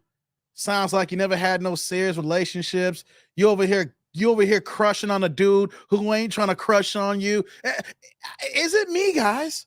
Or we're finding the reason why her forehead is so large is because the delusion is living right here in the 17 head. Oh, look at Kendra. You see my pause game here? Look at Kendra, how she's looking right now. What we got going on here, her Delulu. The Lulu is such at an all-time high that it's making the forehead just turn to a second butt crack. Do you see her on the screen right now? Let me go to a small box. Hold on, small box. Look at that forehead right now. She is talking to the point where it makes no sense. Her forehead can't comprehend the delusion. The forehead is growing like Pinocchio. So instead of the nose, it's coming here. Y'all see the crack in her forehead? It's a second butt crack. Because she's talking a whole lot of shit. Y'all don't see this forehead? You're right, Rome. I'm the Juggernaut. Shout to X-Men. It's not a vein rod. It's a butt crack. Because she's talking so much shit is coming out of her head. Oh. Back to the video. We got to finish this off. I didn't want to, when I was 24, I wasn't thinking about getting married and having kids. Even though the men I was with would have been great to marry and have kids with, but what? I wasn't ready. You threw a man and I away. wasn't going to pretend to be ready. And I'm 34 and I'm like, it's already here. Like 10 years later, like, what are you gonna do, girl? You gotta do something now. Yo, ladies, I hope y'all watching this here. Y'all like say, I'm 24. I'm too young to settle down. And now it's a decade later, and she talking about that man would have been a good husband right now. Y'all just throwing niggas away. And you know what, though? The next woman saying, thank you, girlfriend. You crazy like a Klingon here. I'm going to take this man here. Yo, she describing hitting the wall. Right, T. Lee? You are so right. I'll get y'all something in a second. She described the wall without even describing the wall. Guys, ladies, your peak value is between 18 to 24. We're not saying to get married at 18, 19, 20 years old. We're saying that the youngest is at your peak where the most men want you, and 24, 25 is the apex. And even though some of y'all can claim 26 to 27, it starts going down here because you're not in your back half going to your 30s. But she is somebody who's a cautionary tale. She had a man at 24, said he'd been a good husband. It's a decade later. She's never been engaged to. She never had another serious relationship after the fact. She moved to another town and quit her job. She want to be on the scene, said don't want to be on the scene. She's all discombobulated ass backwards. You see what happens when you throw a good man away? You're lonely at 35 and you don't know what the fuck you're talking about when you move here. Oh my God. Hey man, I don't know what to say here. We gotta let it cook more. Look at Kendra. Okay, so the guy would be happy. What's the age range you would date, honey? You're 34. Yes. You do know AD. You called it. I'd probably say about 30. I'd probably go about 33 to like 39. Still want to have kids and stuff. I need my husband to be able to run behind his kids too. So. Oh, so he can't have kids already. Yeah, I want my own. Oh, I'm asking, can he have kids or no, he can't have kids? I want to say no, but we'll see. I could try. I'll try, but it's not something I'm looking for, you know? Do you want him to? You'll try. Your ass ain't been trying right now. You quit your job to be on the scene and you ain't on the scene. How you gonna say you trying when you ain't even trying right now? You quit your job and you ain't even looking for dudes. You should be happy a dude with kids wants you. You don't even, it's funny, you don't even have anything. You ain't got nothing. And he's like, oh, I'll try. Your ass even trying now with men with no kids. There's men with no kids out there you ain't even trying. You out here calling Kendra. Right, Rome? Ain't no way. What did Future say? Ain't no way. Ain't no fucking way. Oh my God. For him to be in Atlanta. No, he doesn't have to be. Okay, let's do it. Vicky, Atlanta. You didn't have a money requirement, or did you? No. Okay. Vicky, Atlanta, no kids, 34, currently not working, is the Aries. And you do want your own kids, correct? Of course, yes. One of the cousins told me to ask you, what is your ethnicity? I am, of course, Black, Creole. I just found out that there's a little bit of Japanese in there. That's why my eyes are so small. Hey, you know what to say about these Creole women, guys? You know what to say about Creole women? Gotta be careful with these Creole women. A lot of Creole in my family. They'll bury your drawers in the backyard. You won't leave your house for a week. Yep. You say, what does that mean, Dave? I can leave my house while I'm wearing no drawers. I don't know what it is, guys. They'll bury your drawers in the backyard. All of them. And you won't be able to leave your house for a week. Something about Creole women, guys. I don't know. I ain't missing no Creole. And especially a woman like this here. Ooh, no. I'm trying to leave my house. I don't need my drawers buried in the backyard, y'all. And I'm mixed. So yeah, we'll just say very mixed. Okay. All right, let's do it. Vicky, how can the guy reach out to you, honey?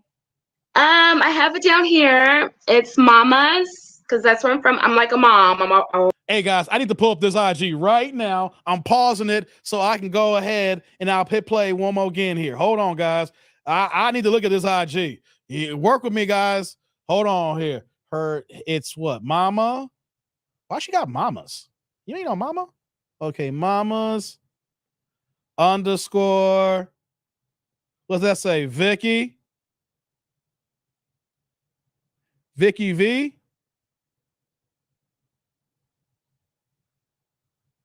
Okay. All right, guys. Now let's finish this off now. I didn't want to lose the IG before we let her go. I've always been mom. I'm ready to be a wife and a mom finally. Mama's _ Vicky V324, and that's my Instagram. I don't have a lot of followers. I'm very no. Okay. I'm out office. When I meet my husband or my dream man, I'm off. I can't do this no more. Say one more time. No, I said when I meet my husband or when I have my husband and my children, I definitely won't be on the internet. I'm ready to be off now if I could. If I was married and had kids, I definitely wouldn't be on here. Understandable. Okay. Let's do it. Vicky Atlanta, no kids, 34, currently not working, is the Aries. Men that are interested. Oh, what was the age range you want to date again? 34? What's your age range? We'll say 33 to 38. Let's go 38. Okay. And ATL is the preference. I'm sorry, I can't What the? remember. ATL is home, but Hold up. anywhere is cool. Hold I'm up. down to travel and All right, and it's mamas _ Vicky V324 is at the bottom. Yeah. All right, boo. Yeah. Will you keep me posted how it goes, honey? Thank you, Kendra. I appreciate you. Thank you. Bye, Bye-bye. Bye. Okay, likes up in the building. Rod, talk about timing. I think she's watching right now. I pulled it up and I said, let me pull it up and then we'll discuss it, right? I said, I pulled. You can rewind that part, right? I could see it. And then all of a sudden, Rod, when I pulled, you're saying it's showing private. My screen with the private. Hey, dude, I'm not lying to y'all. When I pulled it up and I said, cool, I got it. And I put the phone down so we can discuss here, guys. And then all of a sudden, then when I see Rod's comment pull up, it just turned to private on me. I was looking at pictures. There's a black and white. Yes, it got a PA. It wasn't private when I just checked. When I said, hold on one second, when I paused the video, I said, let me pull it up before I drop the video. I want to see the IG, right? Because how crazy she was talking, right? I pulled it up. I was looking at pictures and I said to myself, okay, I put my phone down and I hit play. I said, let's finish the video off. And then out of nowhere, when I see Rod's comment saying it's private, and when I looked down on my phone, I saw the picture and then it went to private. Yo, I don't know if she's watching or not. Or some of her peoples is watching and it's like, oh no, shut it down, throw in the towel, like Rocky IV. Oh my God. Hey man, that's a first. That's a first, guys. That's a first. Hopkins, you dying over there, brother. Hey, man, hey. Hold on. Hey, let me get to these supers, man, before we kick this off, man. Shout out to Kareem back in the building with the $1.99, $2 holla, turn the chat blue. Once again, guys, I love it when you turn the chat colors, saying her and Mike TV should hook up. Man, you ain't lying. Man, friend, you ain't lying. Hey, man, salute. Thank you for the holla. I appreciate you, man. Thank you. Hey, man, yeah, 2 homeless people. Well, out of work.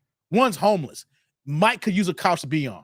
Make him a hobosexual. He can make all the YouTube content in her spot there, right? Of her crazy ass and everything. Yeah, I think it's a match made in heaven. Go for it, Mike TV. Go to that IG here. What's her IG called? It's called Mamas _ Vicky V, Mike TV. Holla at her. All right. She got a sofa for you, brother. Get out of the shelter and onto a woman's sofa. All right. And I don't know if you are gay or not. You know, you like to frequent in that community. But if you are a little bit straight, go ahead and holler at her because she need a man. I want you to say a shot. I see some videos and he'll talk to some, the alternative lifestyle. So if he goes that way, he goes that way. I'm just saying, though, if he's looking for a woman, there's a couch for him to go to. Oh, my God. Lord have mercy. Hey, man, let me get this other super. Shout out to my man Rod in the building. Rod with the $1.99, $2 holla. We do the upgrade, brother. Keeping the chat blue. What we got here? So the way she telling the story, she got fired. Hey, Rod, I think you're right, man. Hey, man. Salud. Thank you for the holla. I appreciate you, man. Thank you. I think she got fired, too. I think she got fired and went on unemployment. See, it's only been 2 weeks ago. Yeah, you got one more check payment coming here. You're going to go on unemployment because if you quit your job, you don't get unemployment. If you quit your job, you don't get unemployment.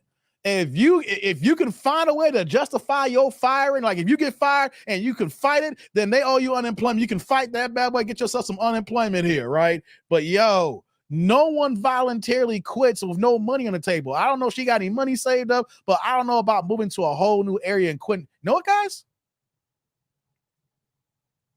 I got to slow down for a second. You want to know why? I had to jog my black ass memory before I in this live stream. I didn't know this was going to happen. I kind of talked about this one before, one of my exes in the past. This is a girl, I dated this girl, it's been 20, it was back in 2006.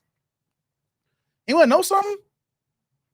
She did almost the exact same thing that this woman did. The only thing was she got married and got divorced before she moved. True story. One second here, guys, right? Dating this one girl, I mentioned it to you before in the past. This was a woman back around 2006. She's living in Champaign-Urbana and in Southern Illinois, where the school is, right? And long story short, she was a big girl. I don't date big girls. I didn't know she was a big girl. She was like 300 pounds back then, right? I didn't know that. She went ahead and had that gastric bypass surgery and went from 300 pounds to $160. And she was like 5'9" too, you know what I'm saying? So she had legs for days, right? So she went from 5'9", 300 to like 5'9", $160, divorced her husband, then moved to Chicago. I met her with the weight loss. So when I was over her crib and I'm seeing the pictures on her wall, right? And I'm seeing the big girl, I didn't even recognize. I think it's like a cousin or a sister or something. She was like, "Dave, that used to be me." I was like, "What the fuck?" She's like, "Yeah, I had my gastric bypass surgery." I was like, "Oh, damn, that surgery works." Yo, man, she was skinny, like 5'9", 160, but she had that model frame, right? I was like, I couldn't believe it. I looked at her face, like, okay, I see the resemblance, right? You know what she did though? In a short period of time of me and her dating, she quit her job. She quit her job. She did. I was like, "You quit your job and you had nothing lined up?" You know what she said? "I wasn't happy there, Dave. I couldn't take it no more." Okay. You weren't happy no more. You couldn't take it no more. You know what happened a few weeks later? She was hawking jewelry at the jewelry store to have extra money. This is right before we broke up. I told the story why we broke up. We broke up because I planned 2 different trips. It was a weekend getaway in the suburbs and everything. She got mad because we didn't do the hotel in downtown Chicago when I said that downtown Chicago was open for New Year's. This was between like November and December, right? And so when we went to hang out and she was so mad we were in downtown Chicago, she acted like a goddamn fool at the restaurant, at the movie theater and shit like that. And so the whole night I was so mad that she was just not respecting the situation of me taking her out and showing her a good time because she wanted to be in downtown Chicago. So the next day I was like literally on my phone with my best friend Zoe, who passed away back in June of this year. You know, Dr. Zoe, my best friend of decades here, who passed away from cancer. I remember I was on the phone with her. I left the hotel. I went and got some gas. I'm talking to her, telling her what's going on and everything like that. I come back in the hotel room and she's acting all crazy. I'm talking to a woman. I'm like, "Yo, this is my best friend. You acting all crazy about going downtown Chicago. I'm gonna do the hell I want." I'm driving her black ass home and she threatened to get out the car in the middle of the highway on 88 going eastbound and stuff like that. The cops were pulling up and she was just yelling at me, calling me a no good nigga. Yeah, I was a no good nigga because we didn't go downtown and stuff like that. And then after I dropped her black ass off, I never saw her again. Then she hits me up after New Year's. I'm like, "You really didn't care about me because you did. You would have fought for me." Like, I'm gonna fight for a selfish ass bitch who over here talking mad about not going to downtown Chicago when I made plans to go down New Year's Eve for downtown. We still went to a nice 4-star hotel and you just shit on the whole evening. I ain't got nothing to say, yo ass. Okay, you got the story now. Let's get back to it here. What I'm saying here is she did the exact same thing. And this is something I know women do here. They will go ahead and quit their job because they're unhappy without nothing lined up. They'll go ahead and say, I don't worry about it. I'll figure something out. When in actuality, they're just saying that. They're thinking they're going to be saved and rescued because women depend on their circumstances. They've been saved and rescued in the past. What happens though, when you become in your 30s, you're no longer that young hot girl summer, and guys ain't throwing money at you just to throw money at you, just to get their attention. See, what she did is nothing new. It's not out of the ordinary. It's not even crazy to women's minds. They will have no problem quitting their jobs with no money, no nothing lined up here, because they feel it will work out. They feel they can still get that man, even though they're 34 going 35 years old. They feel they can still get the quality man, even though she admitted that there was a good man, should have been her husband a decade earlier. Women go by their feelings and not looking at the logic and what's actually happening in the moment. So when I had to flash back because I eliminated so much of that crap out of my mind here. And someone said, breathe, Dave. But I have experienced this. And I need to unlock my brain for more women that I've had experiences with like this, or just in general, to showcase that I have lived this life, fellas. I'm not perfect. But I do know, been around women who, when you look at them, the looks are deceiving. I didn't know she had gastric bypass surgery. She was fine as hell. Long legs, model shape, and everything. But just because she lost all of that weight, she was still had the mentality of that big girl. And that big girl, the way she was moving was the reason why we broke up. And then I'm glad I dodged that banshee. The same thing here with this woman here, how she relocated to Atlanta and says she's looking for a man, but you're not out there physically looking for a man. Women will say one thing, but will do another. And in this case here, in a lot of cases, won't do anything. So, said he must have been watching T.I.'s son. But we got to remember, guys, that there's a lot of women here who do not have a strong upbringing, or they have a sense of stability, and they will just do things that don't make any sense. They'll just move the way they move because that's just the way they think it is. They go by, they move on their feelings, and then next thing you know, they're thinking they're doing the right thing here, and now it's 35 years old, ain't got nothing to show for it. Oh God, I'm sorry, guys. I literally just I had to get back to my flashback. I didn't know this was gonna happen here, guys. Wow, oh wow. Let me get to some of y'all comments here. I gotta scroll back up here. I missed a couple here, and I see some supers. Hold on, let me scroll back up. I want to get to where I caught up here. Says the blew up her IG like Nino blew up the Carter. Hey, come on, Rod. Not the Carter, not Nino Brown. Hey, the Carter was working like a seamless transaction, boy. They had a computer networking system before computer networks came out. Shout out to the Carter. Those dudes in Atlanta don't want to be with the pretty one in the relationship. Hey, man. Yeah, these YouTube streets are small. Hey, troll dog with voodoo dog. Come on, brother. I ain't never seen a head like that. I ain't seen a forehead like that either, man. God dizzle. It's cool that she's an ATL. She with it. Hey, man, I get it. What's going on, Steven? Top of the evening to you, my tribal chief of my tribe. I just want to know what is up with these females who are 35 and up but looks over 50. And P.S., Mike TV, who like to expose people, got exposed, I guess. Man, he never exposed anything, guys. Mike TV ain't exposed nothing. Know what he exposed? He exposed that he is a dumbass. Hey, I could be in the same boat tomorrow. I could lose my job. Know what's going to dip between me and him? I'm gonna be working extra overdrive to make sure that I don't lose what I got here. Hey, I know I could lose my job at any time. The thing is, I'm gonna work, baby. I ain't gonna be sitting on my ass. I'm gonna go ahead and live stream the homeless. Man, stop live streaming and get a job. Work, grind, get your money, and get out of your situation. Somebody you want to expose their homelessness, man. How are you gonna expose homelessness when you just became homeless? Lord have mercy. Shout out to Clifton with the $5 holla, turn the chat green here. What you got for me, Clifton? Says Ohio women will bury your socks in the front yard and you will not walk out for a month. Hey, stop it, Clifton.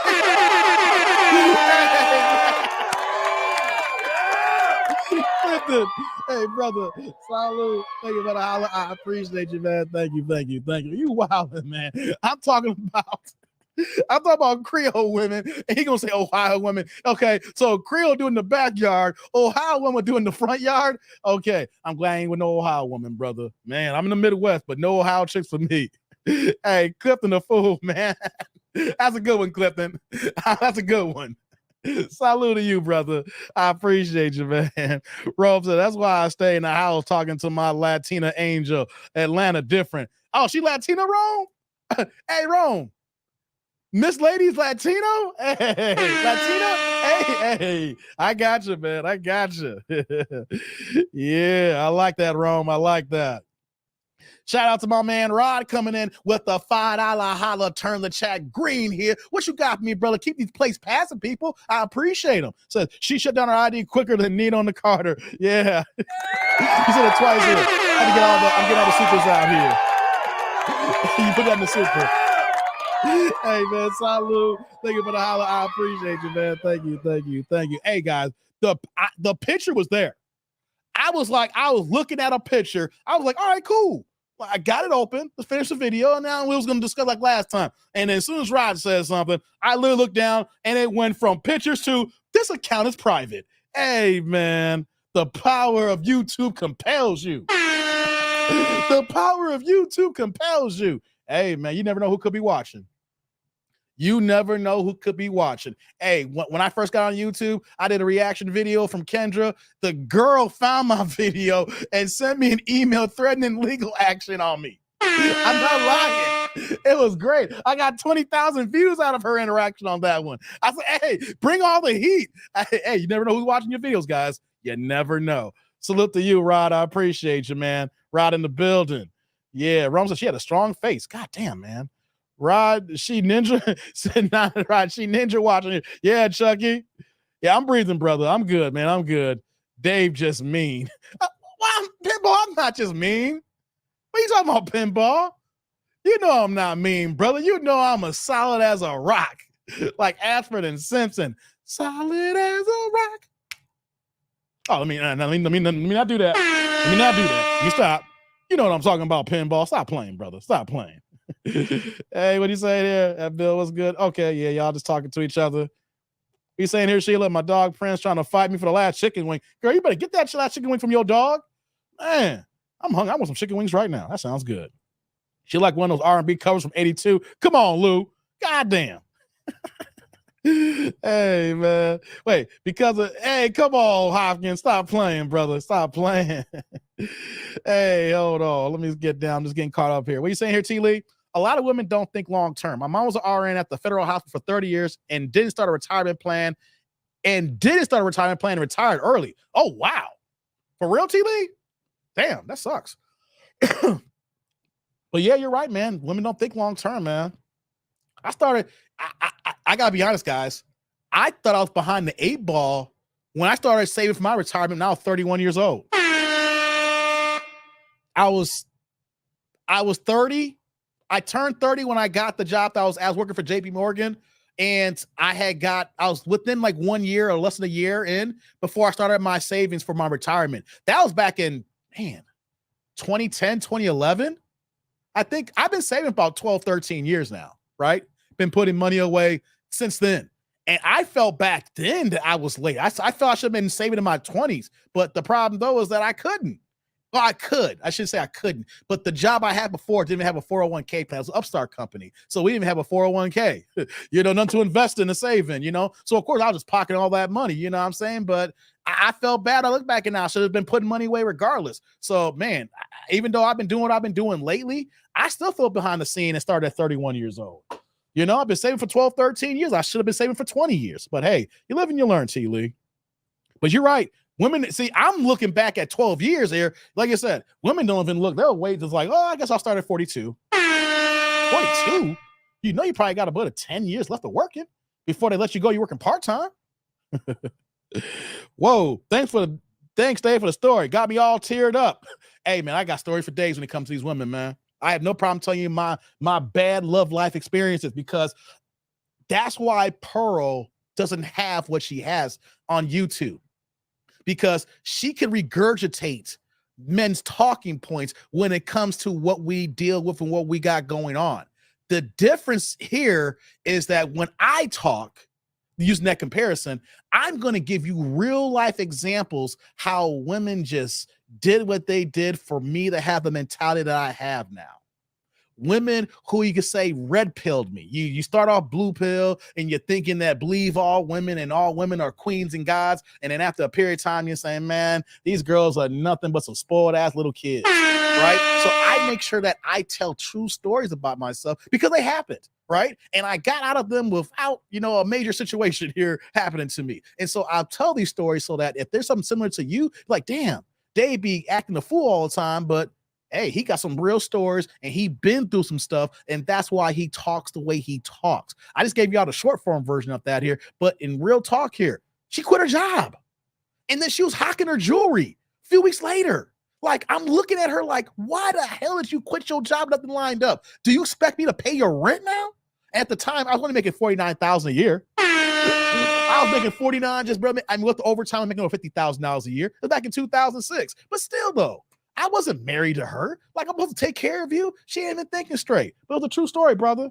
I like to give y'all my feedback so y'all know that I have lived this life. I'm not just some guy talking stuff, but I have dealt with women and understand how they can just be the bane of our existence. Yeah. Let me see here. Scroll down, get the rest of these comments here. Tribal spellcasters. God damn. Oh my God. Rome says she saw the future and blocked Dave like that. So Raven. Hey, come on, Rome. Why you gotta say that about me, man? Why you gotta say that about me? You funny, man. He said it was great. Della Reese was headed around. Come on, I gotta bring Della Reese in this here. Hey, man, y'all killing me in these comment section, man. Dave, you will need about $3 million to retire comfortably. Yeah, you're right. That's why I'm not retiring. That's why I'm working, Clifton. How much do I got right now? I'm about 1/3 there. I'm about 1/3 there. Right? That means I can't retire comfortably, Clifton. You know what that means? You're still stuck with me on YouTube. I'm still here and you still stuck with me, all right? I ain't comfortable. I ain't comfortable, brother. Yeah. Yeah, it's like the first time you smell a chick fart, be like, oh, y'all ain't ish. Yeah, it's like, damn, really? He's like, oh, I got it in my mouth. Is that, you been eating ketchup? Yeah, onion rings with ketchup? Oh. Because it says, so many of these modern women waste their early money on clothes, purses, leasing, luxury cars, travel, luxury apartments instead of investing. Facts, brother, facts. I had an ex, same way. All she did was travel. She was all out all the time. Now, when I look back at it now, I was like, man, how's she doing it, man? If she wasn't with me, she had another dude that was taking her out. Because, it got to a point where, like, when I was taking her out of town, I was like, wait a minute. I get it now. Yeah, but she didn't say for nothing. Like I told you, I told you about her already. She got like 17 degrees, career college student, kept going back to school. I kept getting on her case saying, is any of these degrees going to increase your likelihood of like investment as far as your salary by 10 or 20,000 more a year once you get into that field? And she couldn't really answer that question. And like I said, the last time we were talking, her ass was driving Uber. Got 15 degrees, bachelor's degrees, master's degrees, certifications, and your ass driving for Uber. Reason why, and then here's the thing too, when we actually had a conversation years ago about marriage, how she said she didn't want to be married. She'd rather just have like a ring and a common law thing. I was like, for real, why? I was like, okay. And then she's like, well, I accumulate so much student loan debt that if I got married, my husband assumed that debt. And I remember when she told me that, I was like, I've been telling your black ass for years, stop going to school. Now you got all this damn debt you got to pay back here. You're Clifton. They will waste their money on travel, purses, like you're saying, luxury apartments, or just going back to school, and then they'll pocket some of that money from the financial aid and then cancel classes and refund some of the money back, but they still incur some debt here. But it's wild, man. I'm telling you. I kept looking at her, it's like, why you keep doing this here? Now she's 6 figures in debt. I'll be damned if I want to get with that again. Man, oh man. Shout out to my man Derek in the building. What's going on, Derek? Dropping the green with the $5 holla. What you got me, brother? I love it when you talk about your dad. That shows fathers do make a difference. Yeah, man. yeah, what's up, my girl, man? Hey, man, first thing first, brother. Salud. Thank you for the holler. I appreciate you, man. Thank you, man. I'm looking at it all the time, man. You don't realize it. Like I said, I got my setup here, been rearranging. Like if I actually was inviting people or engaging more with people in studio, like my setup here is set up for a whole setup, like a live podcast format. That's why I got multiple cameras and switchers, but I rearrange where I'm looking directly at my pops. I got the urn here in my house. So of course he's always with me. So of course I feel like technically his presence is always here with me because he's here in the house with me. The urn is here. So yeah, Derek, I can't help but, man, I am who I am because of him. I talk the way I talk because of my mannerisms. I'm just the remix version of him. When we talk about mannerisms, I'm just the younger version of him, just a little bit lighter than him, a little bit lighter and a little bit longer hair because he was bald headed and I got hair full of head here. But yeah, everything about me is him. So when I talk about him, you just see the reflection almost, you know, I got to honor and respect him. You know, and that's gonna be one of the videos I'm dropping tomorrow about respecting our fathers, you know, T.I., King, you know, stuff like that, you know. So y'all see that tomorrow morning. But it's real talk here, brother. You know what I mean? You know, we got to respect our black fathers. We don't have enough black fathers in the household, but I've seen firsthand when a black father's in the home and how the men fare. I know I'm not perfect, but I'm doing better than all my cats who didn't have their daddies in their lives here. And even if the worst does happen to me, I know that he's giving me the blueprints to move on and do some of my life with my family here. It's not gonna be like, oh, woe was me. I'm already looking 5 steps ahead before it even happens, man. We got to respect black fathers, y'all. Black fathers in general. There's not enough in the households, man. So we got to keep talking it up so they know that they are out there and they are here. I am here. Appreciate you, brother. Appreciate you. Let's see here. Okay, got that. Okay, I'm all caught up here. Let's see here. What y'all saying here? Geez, Dave, how many women did you roll with? You see? Here's the thing. Here's one thing I will agree with on Fresh and Fit on. Now, I'm going to give y'all a Fresh and Fit analogy. Myron always talks about how men, he doesn't word it properly. He says how men have to sleep with 50 women to really understand women, right? And in a sense, he's right. Because as a man, you will not understand women unless you have dated and been through some situations with women here. Now, of course, the way he words it, it sounds kind of like, man, you got to sleep with 50 women to understand. See, my thing is, I'm not saying guys sleep with 50 women. I'm saying you need to be involved, dated, situationships with over 50 women. I can say I have, you know what I mean? And that is why I have these stories. Because you can't date them all, right?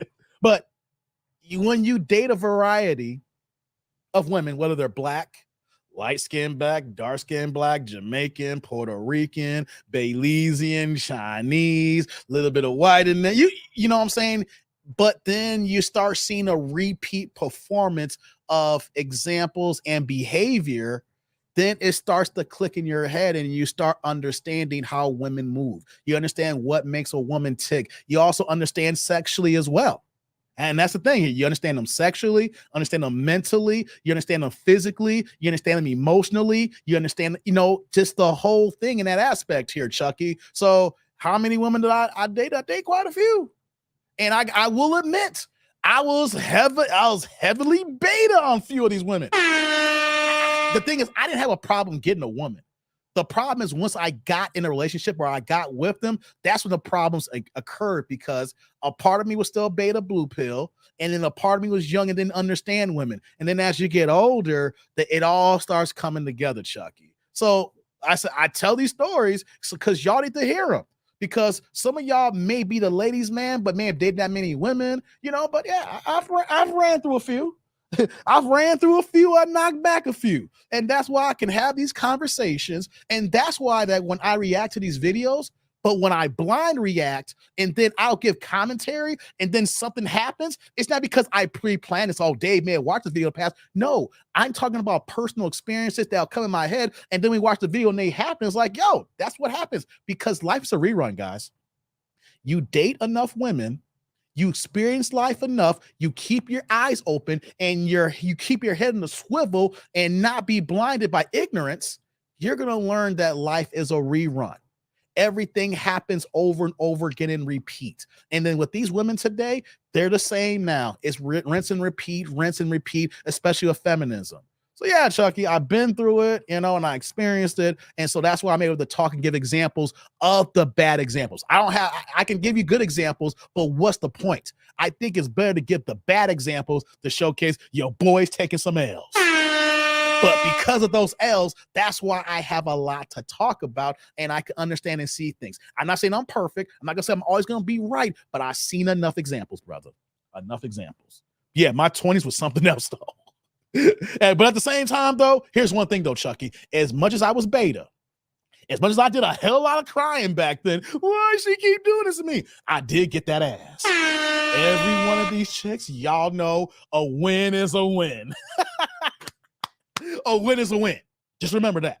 I may have been crying, but I did get the ass. And you know what? At the end of the day, who gets the ass wins. She probably 6 figures in debt. You're right, AD. Probably. Oh, inflation is expensive. It is, man. It is very. It's a pretty penny, man. It's a pretty penny. My tribe stopped hating on my Cowboys until my tribal chief. I remember when you and you and some of the tribe was talking smack last season when they played Tom Brady and beat him. Hey, Steven, you just like any Cowboys fan. Don't do it in November. Don't worry. When it's going to happen, it's going to happen. We're going to get to the end of December. We're going to be in New Year's. And you know what? The wheels will fall off like the wheels fall off. Whether it's Dak going to make a mistake or a Pollard going to make a fumble, your kicker's going to miss a field goal. The Cowboys are a mistake waiting to happen. Hey, Steven, you can talk all you want, brother. I'm happy for you. If you happy, I'm happy. But just remember one thing. January will come. Remember, January will come. That's all I got to say, brother. Until things change, all I'm going to tell you is January will come. Hey, man, stop playing. Dave took the nights for the team. I took a lot of... Yo, I ain't got time to tell a story. I took one for the team and almost got shot. I'll tell the story another time. Oh no, I took one for the team. I was so mad. Long story short, the girl who I wanted was with another dude. I'm with the chick that I'm playing interference for, and I could have got the draws that night. I didn't even want the draws. I didn't hit it. And you know what? We were stuck in an apartment because we was deep in the south side of Chicago, and the gangbangers were gangbanging, and they were shooting outside, and I was stuck in this apartment with this chick who wanted to smash, and I didn't smash. I took it a lot for the team. Bro, I won't tell that story now. You're going to have to wait for that one. I'm telling you, when I was in the south side of Chicago one night, and man, the girl who I wanted was with another nigga. I was like, damn it. Damn you, Candace. Damn you. And then they gonna hook me up with some other chick. And she all up on me. It was easy. I didn't want it. And I'm over here taking one for the team, and then they bang, bang, banging outside. That's another story that, Rome, you got to remind me later to tell that one. Once they couldn't openly discriminate after the civil rights movement, they immediately launched their plan to get black fathers out of homes. Facts, Clifton. Yes, they did. Civil rights movement. We never finished civil rights movement. We got started, but, we didn't finish it. We got started, but we didn't finish it. Life's a rerun. Bars. It is, Ski. Life's a rerun, man. Life's a rerun. The difference is that as men, we need to keep our ear to the ground for the stuff that's happening, because sometimes the older generation looks down at the new generation. But if you keep your ear to the ground and you can rock with the young cats here, you're going to realize it's just a rerun. The lingo changes a little bit. Sometimes the clothes change, but everything's the same. Yeah. Thanks for that. And thanks for leaving me on screen for that long. No doubt, man. Dak is nothing more than Tony Romo 2.0. No doubt, man. David Good, man. Wingman Chronicles. Yeah, that's what. And you know what? Next live stream, if y'all here, remind me. Say, Dave, Wingman Chronicles, and I'll start that. We'll start Wingman Chronicles, because I was the wingman for real. Hey, man, I'm the good wingman. I show up. Back then, hey, if you needed a wingman and depend on the circumstance, like, man, Dave will smash if he has to.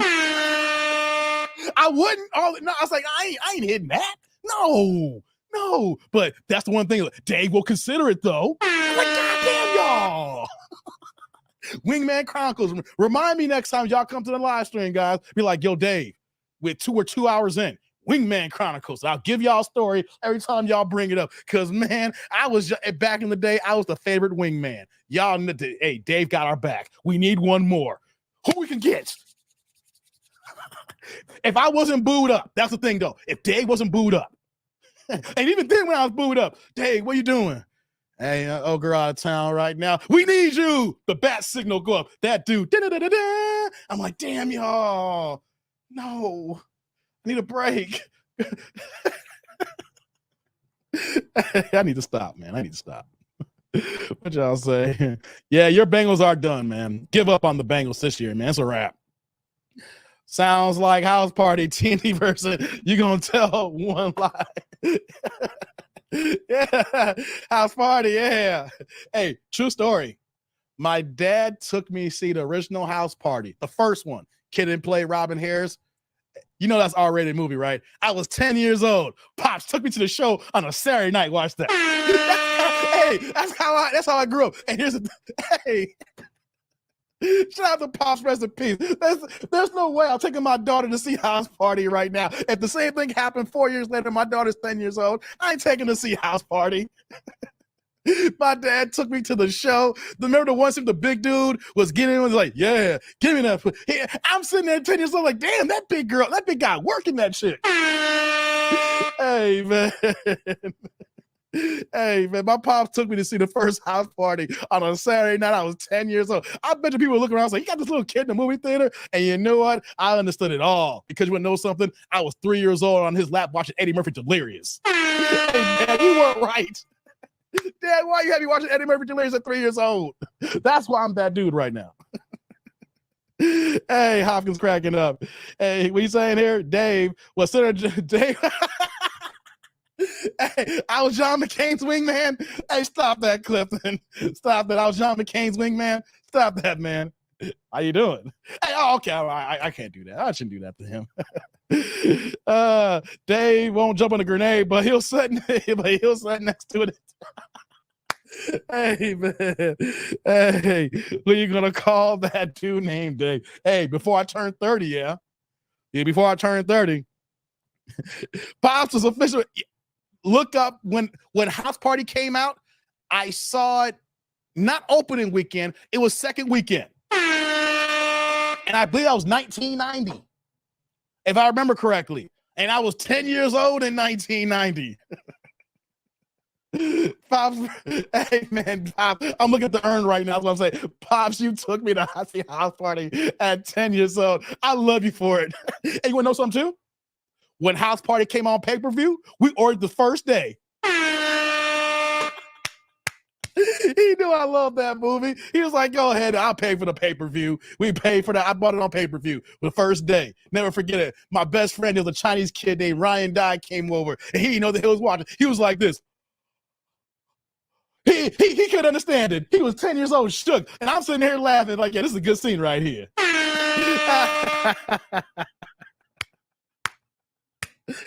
Oh, man. Yeah, it was a funny movie, man. Funny movie. It's not even a cult following. That movie did numbers. See, y'all, hey, Chucky, y'all showing y'all age right now. Y'all showing y'all, it's not a cult following. The movie made money. See, when movies say they had a cult following, it means that it barely did okay in the box office, maybe barely broke even, maybe took an L, but then it finds a new life on cable and it says it has a cult following. Nah, Chucky, that's not a cult following. Kid and Play was bigger than big in 1990, man. Y'all are young and showing how young you are. Kid and Play was running the streets in the late 80s, early 90s, guys. Kid and Play had their own cartoon on Saturday mornings.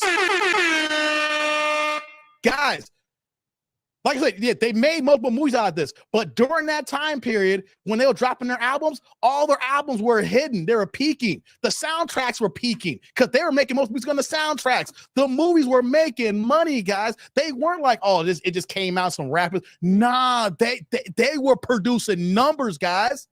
Right, AD, that's what I'm talking about. I used to watch the cartoon every Saturday morning. It was on for like 1 or 2 seasons. And here's how I remember this here.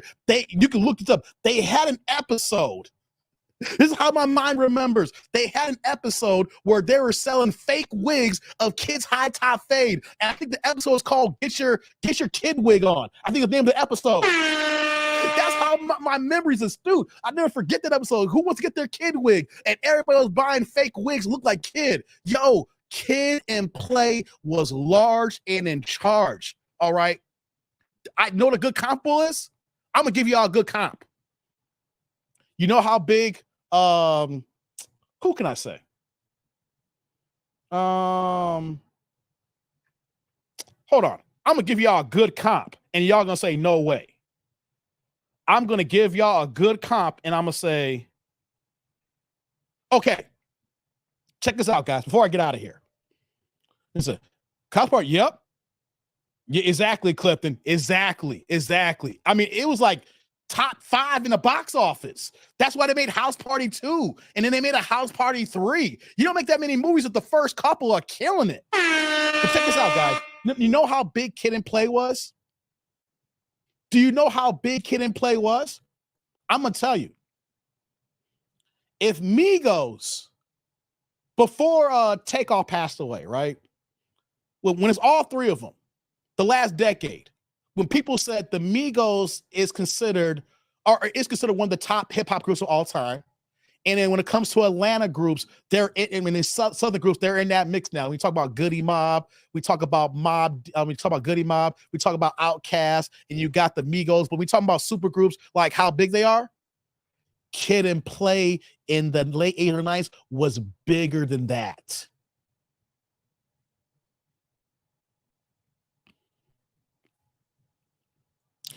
This for you, Rome.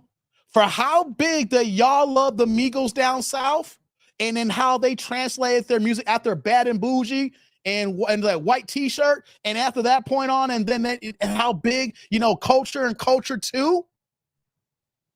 Think how big the Migos been for the last decade, 12 years, and Kid and Play quadruples that at the bare minimum. They gave them movies. They were doing the soundtracks. They were hitting the talk show circuit. When they went on tour with them and Salt and Pepper and Herbie the Love Bug, they were selling out everywhere. Guys, if y'all went around in the 80s and 90s, you guys have no idea. Kid and Play was large. It's not a cult following. They were the men. They were making money and putting numbers on the board. Up until like 93 or 94, that's when it cut off. They didn't have the longevity like the Migos, like say when they're rocking, it's like they're just strictly music. They did a few cameos, but they went hard for like 10 years. Kid and Play had a 5-year run. That was ridiculously crazy, guys. Just want y'all to understand it. If y'all lived there, you knew it. Man, oh man. It was crazy. They're large, guys. Yeah, all 3 made bread. Jay was the guy that hooked up Monica with Bill. Hey, stop it, man. Monica with Bill. I was too young for that. Yep. MC Hammer had a cartoon, right? 80. I used to watch that too. Same time. Give or take. MC Hammer had a cartoon as well. MC Hammer had his own doll. Yeah. MC Hammer was, once I said about Kid and Play, MC Hammer was bigger.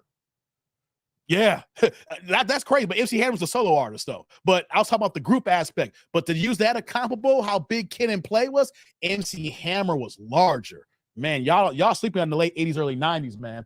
Y'all have no idea. See, the difference is there's social media today. If we had social media back then, oh my God, they would have been bigger than life. That's the thing.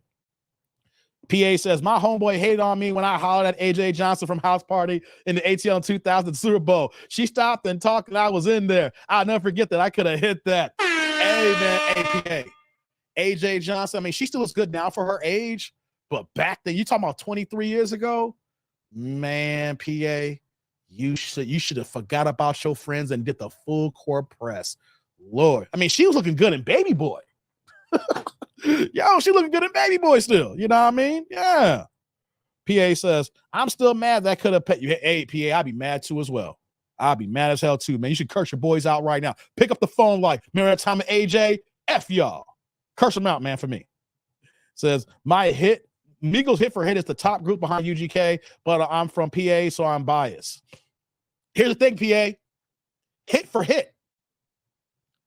Migos never did multiple movies. Migos never had a Saturday morning cartoon where all us little young and little niggas were up early watching Muppet Babies, watching Looney Tunes, and we watching MC Hammer, and we watching a Kid and Play. We watching Pee-wee's Playhouse. That's the one thing Migos won't have is when we were shorties in our time period here and have that Saturday morning cartoon. That's the one thing, brother, that they don't have. That tells you how large you are when they make a cartoon for you. That's huge because they're like, yo, we need to tap into the kiddie market. We need to get to the cartoon market. We're going to tap into the collectibles and toy market. And that's a whole other ball game that the Migos can't talk about, but Kid and Play can, and other 80s and 90s artists can, man. Hell, Hulk Hogan back then. Remember wrestling? They had their own cartoons back then, man. It was a different time back then, man. Shout out to my man Derek in the building with the $2 holla, turn the chat blue, saying, Dave, how can you be a numbers guy and a player?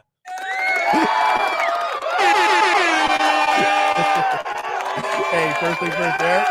Brother Derek, salute. Thank you for the holla. I appreciate you, man. Thank you. It's easy.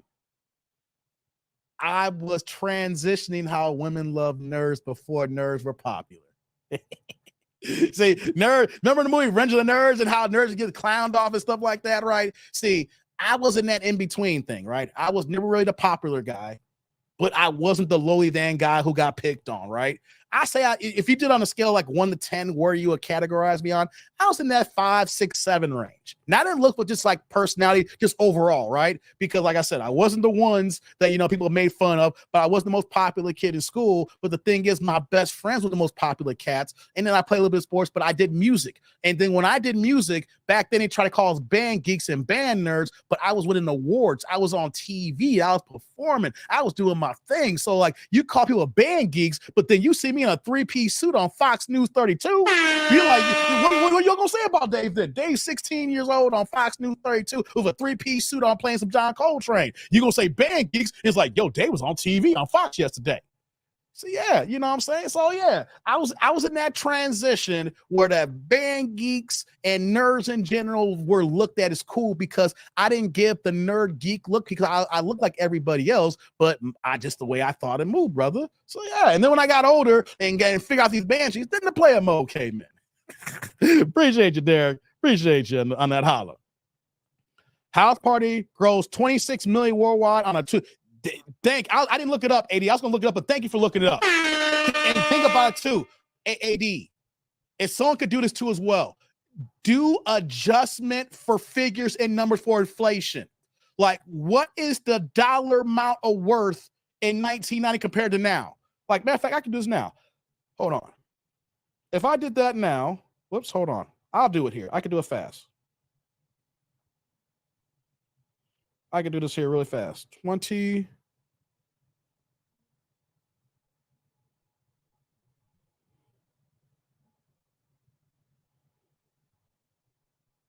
With inflation. Check this out, guys. To account for inflation, if 80 is giving me the right number, which I trust 80, he's a good brother. $2.5 million budget, and it made $26 million worldwide. That's the equivalent of like a $62 million film. $62 million. That's the equivalent of a $60+ million film. And then here's the thing too, guys, when we go back, that is not, you don't see much today. That's the box office numbers, but then you got to remember the rental numbers, something that is not really accounted for these days because everybody streams everything. It goes on Netflix, they go ahead and pay the rights for it, and then it is stream it all day. That's how they make their money off it, right? Back then, of course, they paid the rights, but then you go to Blockbuster Video, every video store, and then you had they had numbers to showcase video sales back then. So there was a time period where you couldn't even rent the damn movie because every single video store is out. So you got to talk about 26 million worldwide, but then you got to add for video sales that really they don't see those numbers no more. That's a big difference, AD, that we don't see today. Thank you for posting that, brother. Thank you for posting that. Their cartoon lasted one season in 1990, the same year as House Party. Yeah, it was only 1 year. I know it was like 1 or 2 seasons, but yeah, it was short. But it back then though, they had like 20 or 30 episodes, and then they ran the reruns for a lot too. So it only ran for 1 season, but it was on for like a year or two on Saturdays. Yeah, they opened the doors for a lot of people. Yeah. All right, then got it. My bad. Missed my word. HP was a hit, dude. It was. I'm telling you, y'all young and don't understand. Yeah, 2.4 in the AM. It's 2:40 right now. Oh man, I ain't know it's that late. Dave, was Andrew good? Hey, nah, Clifton, I don't take that one. Hey, Clifton, take that back. Take that back, Clifton. I ain't sleepy on that one, brother. Take that back. Nah, Clifton, you wild. Next time I'm gonna get you timed out, Clifton. I don't play like that. Nah, brother. You went. That's a bridge too far. Migos music was better, but Kid and Play was unprecedented in TV and movies. Fun fact, I saw a kid at a club called Swagger in Houston, gray flat top. Hey, for real, brother? Hey, that's funny. Migos never better than Outkast or Goody. Yeah, I will say that. I'm putting them in as one of the top groups because of their consistency, but nah, y'all never gonna put a group over Outkast in the South for me. I'm just gonna say that right now. I don't care if Andre's playing the flute these days. Y'all will never put Outkast above any Southern group. Matter of fact, Outkast is the Southern group. If we're gonna compare the greatest groups of all time, we're talking about Wu, we're talking about Outkast, we're talking about Run DMC. Yo, like out of the South, if they do a round robin, a battle royal, Outkast come out of the South. I'm sorry, I love Goody Mob. I love me some Goody Mob. You know, love Migos, but when it comes to the South, it's Outkast. That's it. I mean, if we're just gonna talk about just the South, we're gonna compare them, and it's a great conversation. I'm saying if we're gonna talk who's the best, it's Outkast. I'm sorry.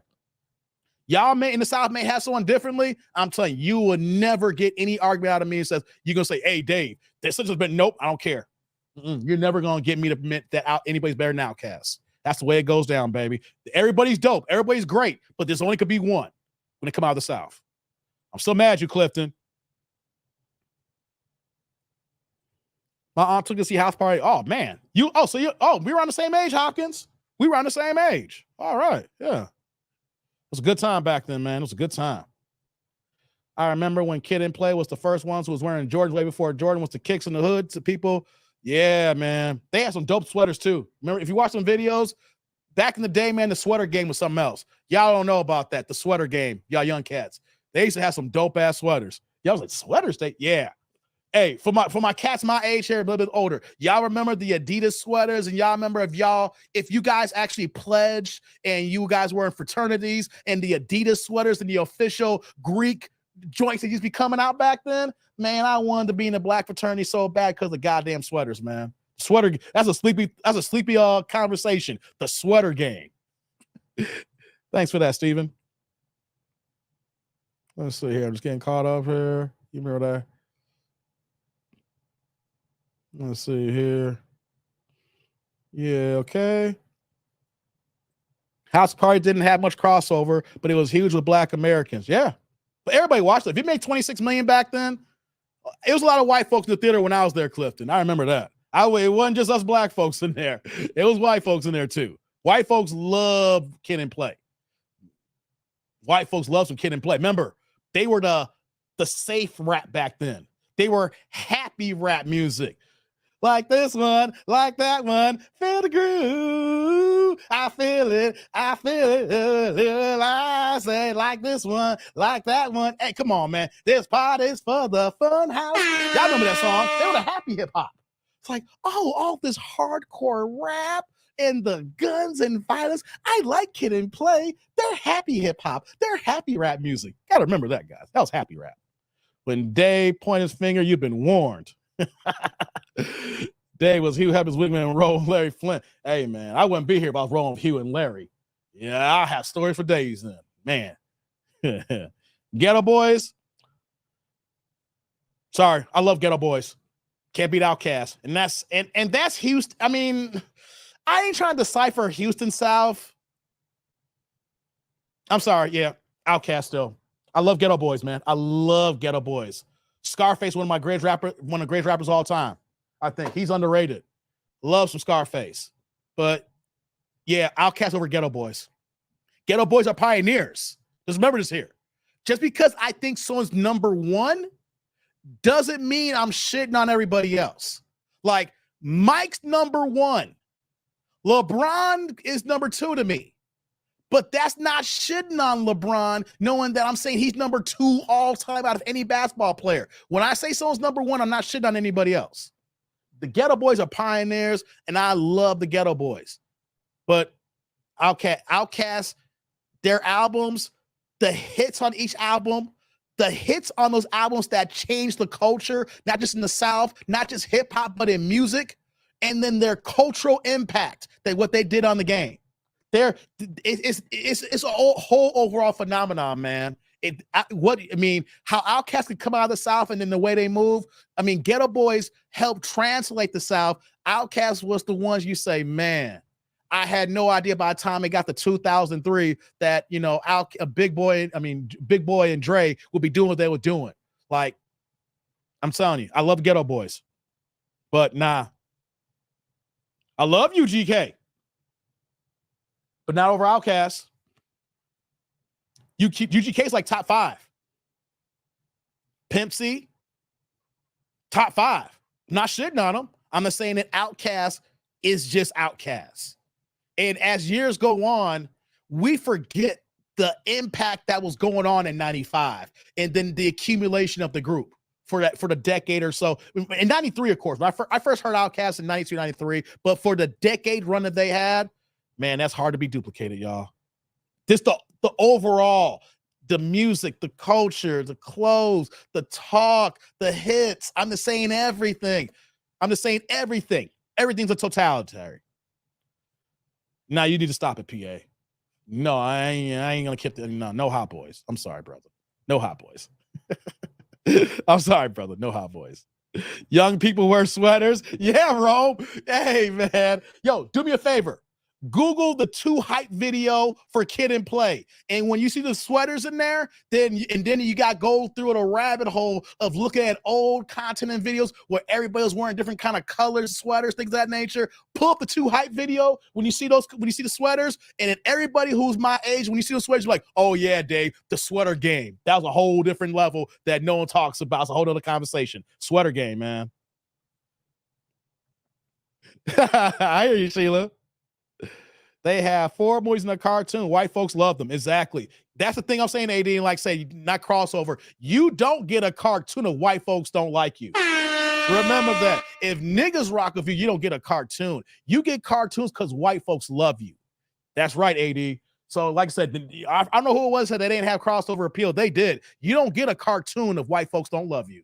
Because who in 1988 and 89 is the executive of CBS or CBS, whatever, saying, we need some new cartoons. Bring on Kid and Play. It was rap back then, too, as well, in 90. You don't get a cartoon in 95, no white executives. That's crossover. You don't get nowhere crossover to that. Yeah, no doubt. 2 of my high school friends pledged and ended up in the hospital with broken bones. Greeks were a hard pass for me. I'm talking about the sweaters, Clifton. I'm talking about the clothes. Oh, let's see here. Let's go down. We got Drake with the meanest sweater game. Drake? Yeah, Cosby sweater game. You see, team? Yeah, team. You know what I'm talking about, Cosby sweater game. Yeah, the Coogee game. Cosby was rocking Coogee before y'all knew what Coogee was. And then Biggie came out, black and ugly as ever. However, I say, Gucci down to the sock. Hey, y'all was loving Biggie's game. He was just copying Bill Cosby with an extra 200 pounds. Have you seen Kid and Play in that new Progressive commercial? Kid, like he went through some thing. Yeah, he ain't aged well. I mean, not just commercial Clifton. His face, I'm going to say this here before I'm about to get out of here in a second. He's Asian like the white side of his family. Like, Kid is mixed black and white, but the way that his skin looks, and Clifton is not new. This has been going on for a long time. Kid's face has been Asian bad for a while. But if you look at Play, one thing Play guys is just gray hair. Play looks the same with just gray hair patches, right? But I gotta say this here: when you got people who are mixing culture, and don't take this the wrong way, you're gonna take on predominant sides of whether you're black side or your white side. And Kid is aging like his white side. He ain't aging like the black factor of his side, but he does look bad, Clifton. But he's been looking bad for a while.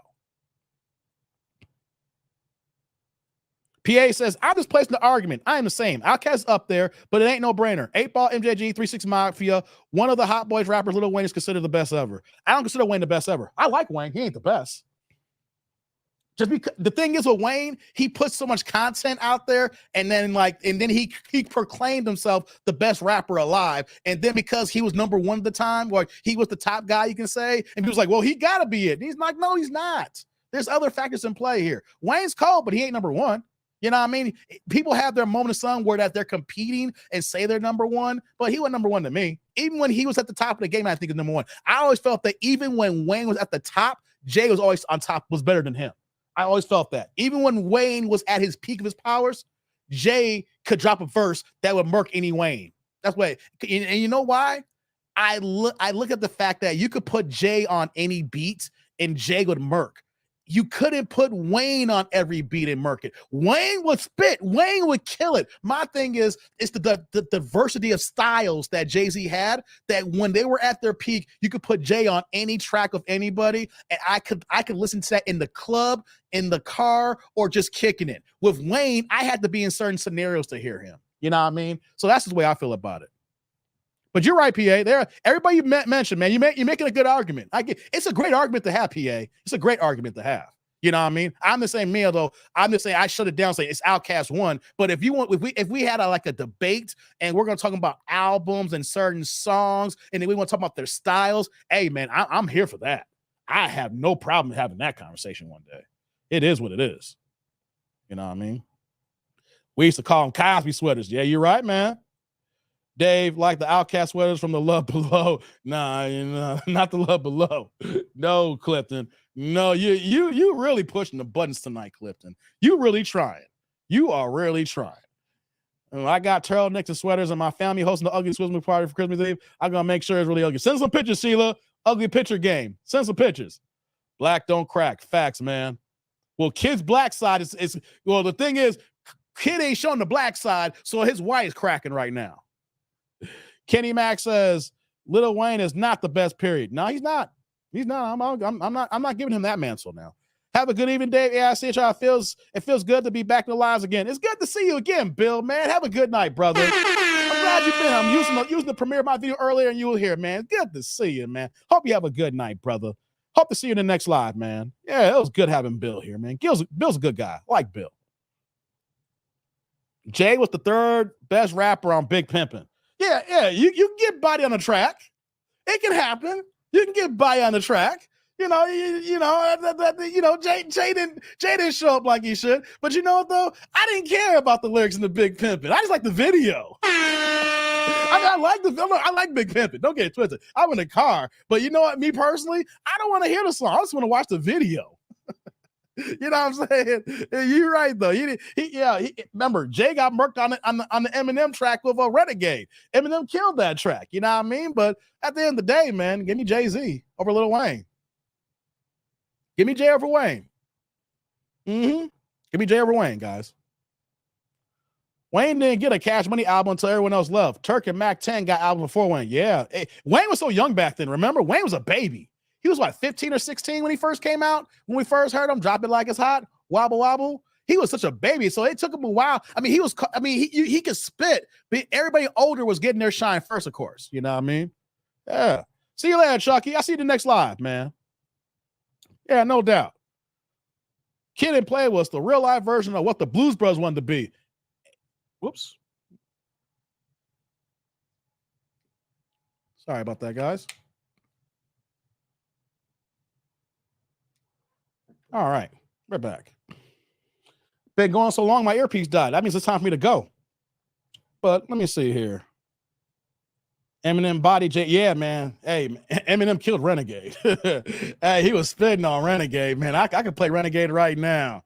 Yeah, he was killing it. He was killing it. Let's see here. See you later, Sheila. I'm about to get done too. I didn't know it's that late. Okay, guys, let me get out of here. It's been a good night. Before I go, let me double check something here. I don't know if y'all dropped any cash apps or not today. Y'all been dropping the supers. Just got to double check if any cash apps came in. No cash app. Okay, good. I got the ticker on here. What are you saying here, T-Lay? Ain't him and BG around the same age? Are they, T-Lay? Correct me on that one. I'm not sure, brother. Correct me on that. I'm not sure. I'll be honest. I'm not sure on BG's age. If they're the same, I can see. When I say things, you can tell the way I frame it. Like I'm not being definitive on that one, but hey, man, if they're the same, let me know. If they're, BG at that time though, BG had more of a buzz than Wayne, right? When they first were dropping, we were seeing all the hot boys doing their thing, right? And then when I first heard Wayne, it was like, for me, I was like, yeah, who's this little kid? But you might be right, T. Lee. Like I said, I can stand corrected, brother. Dave was married. Hey,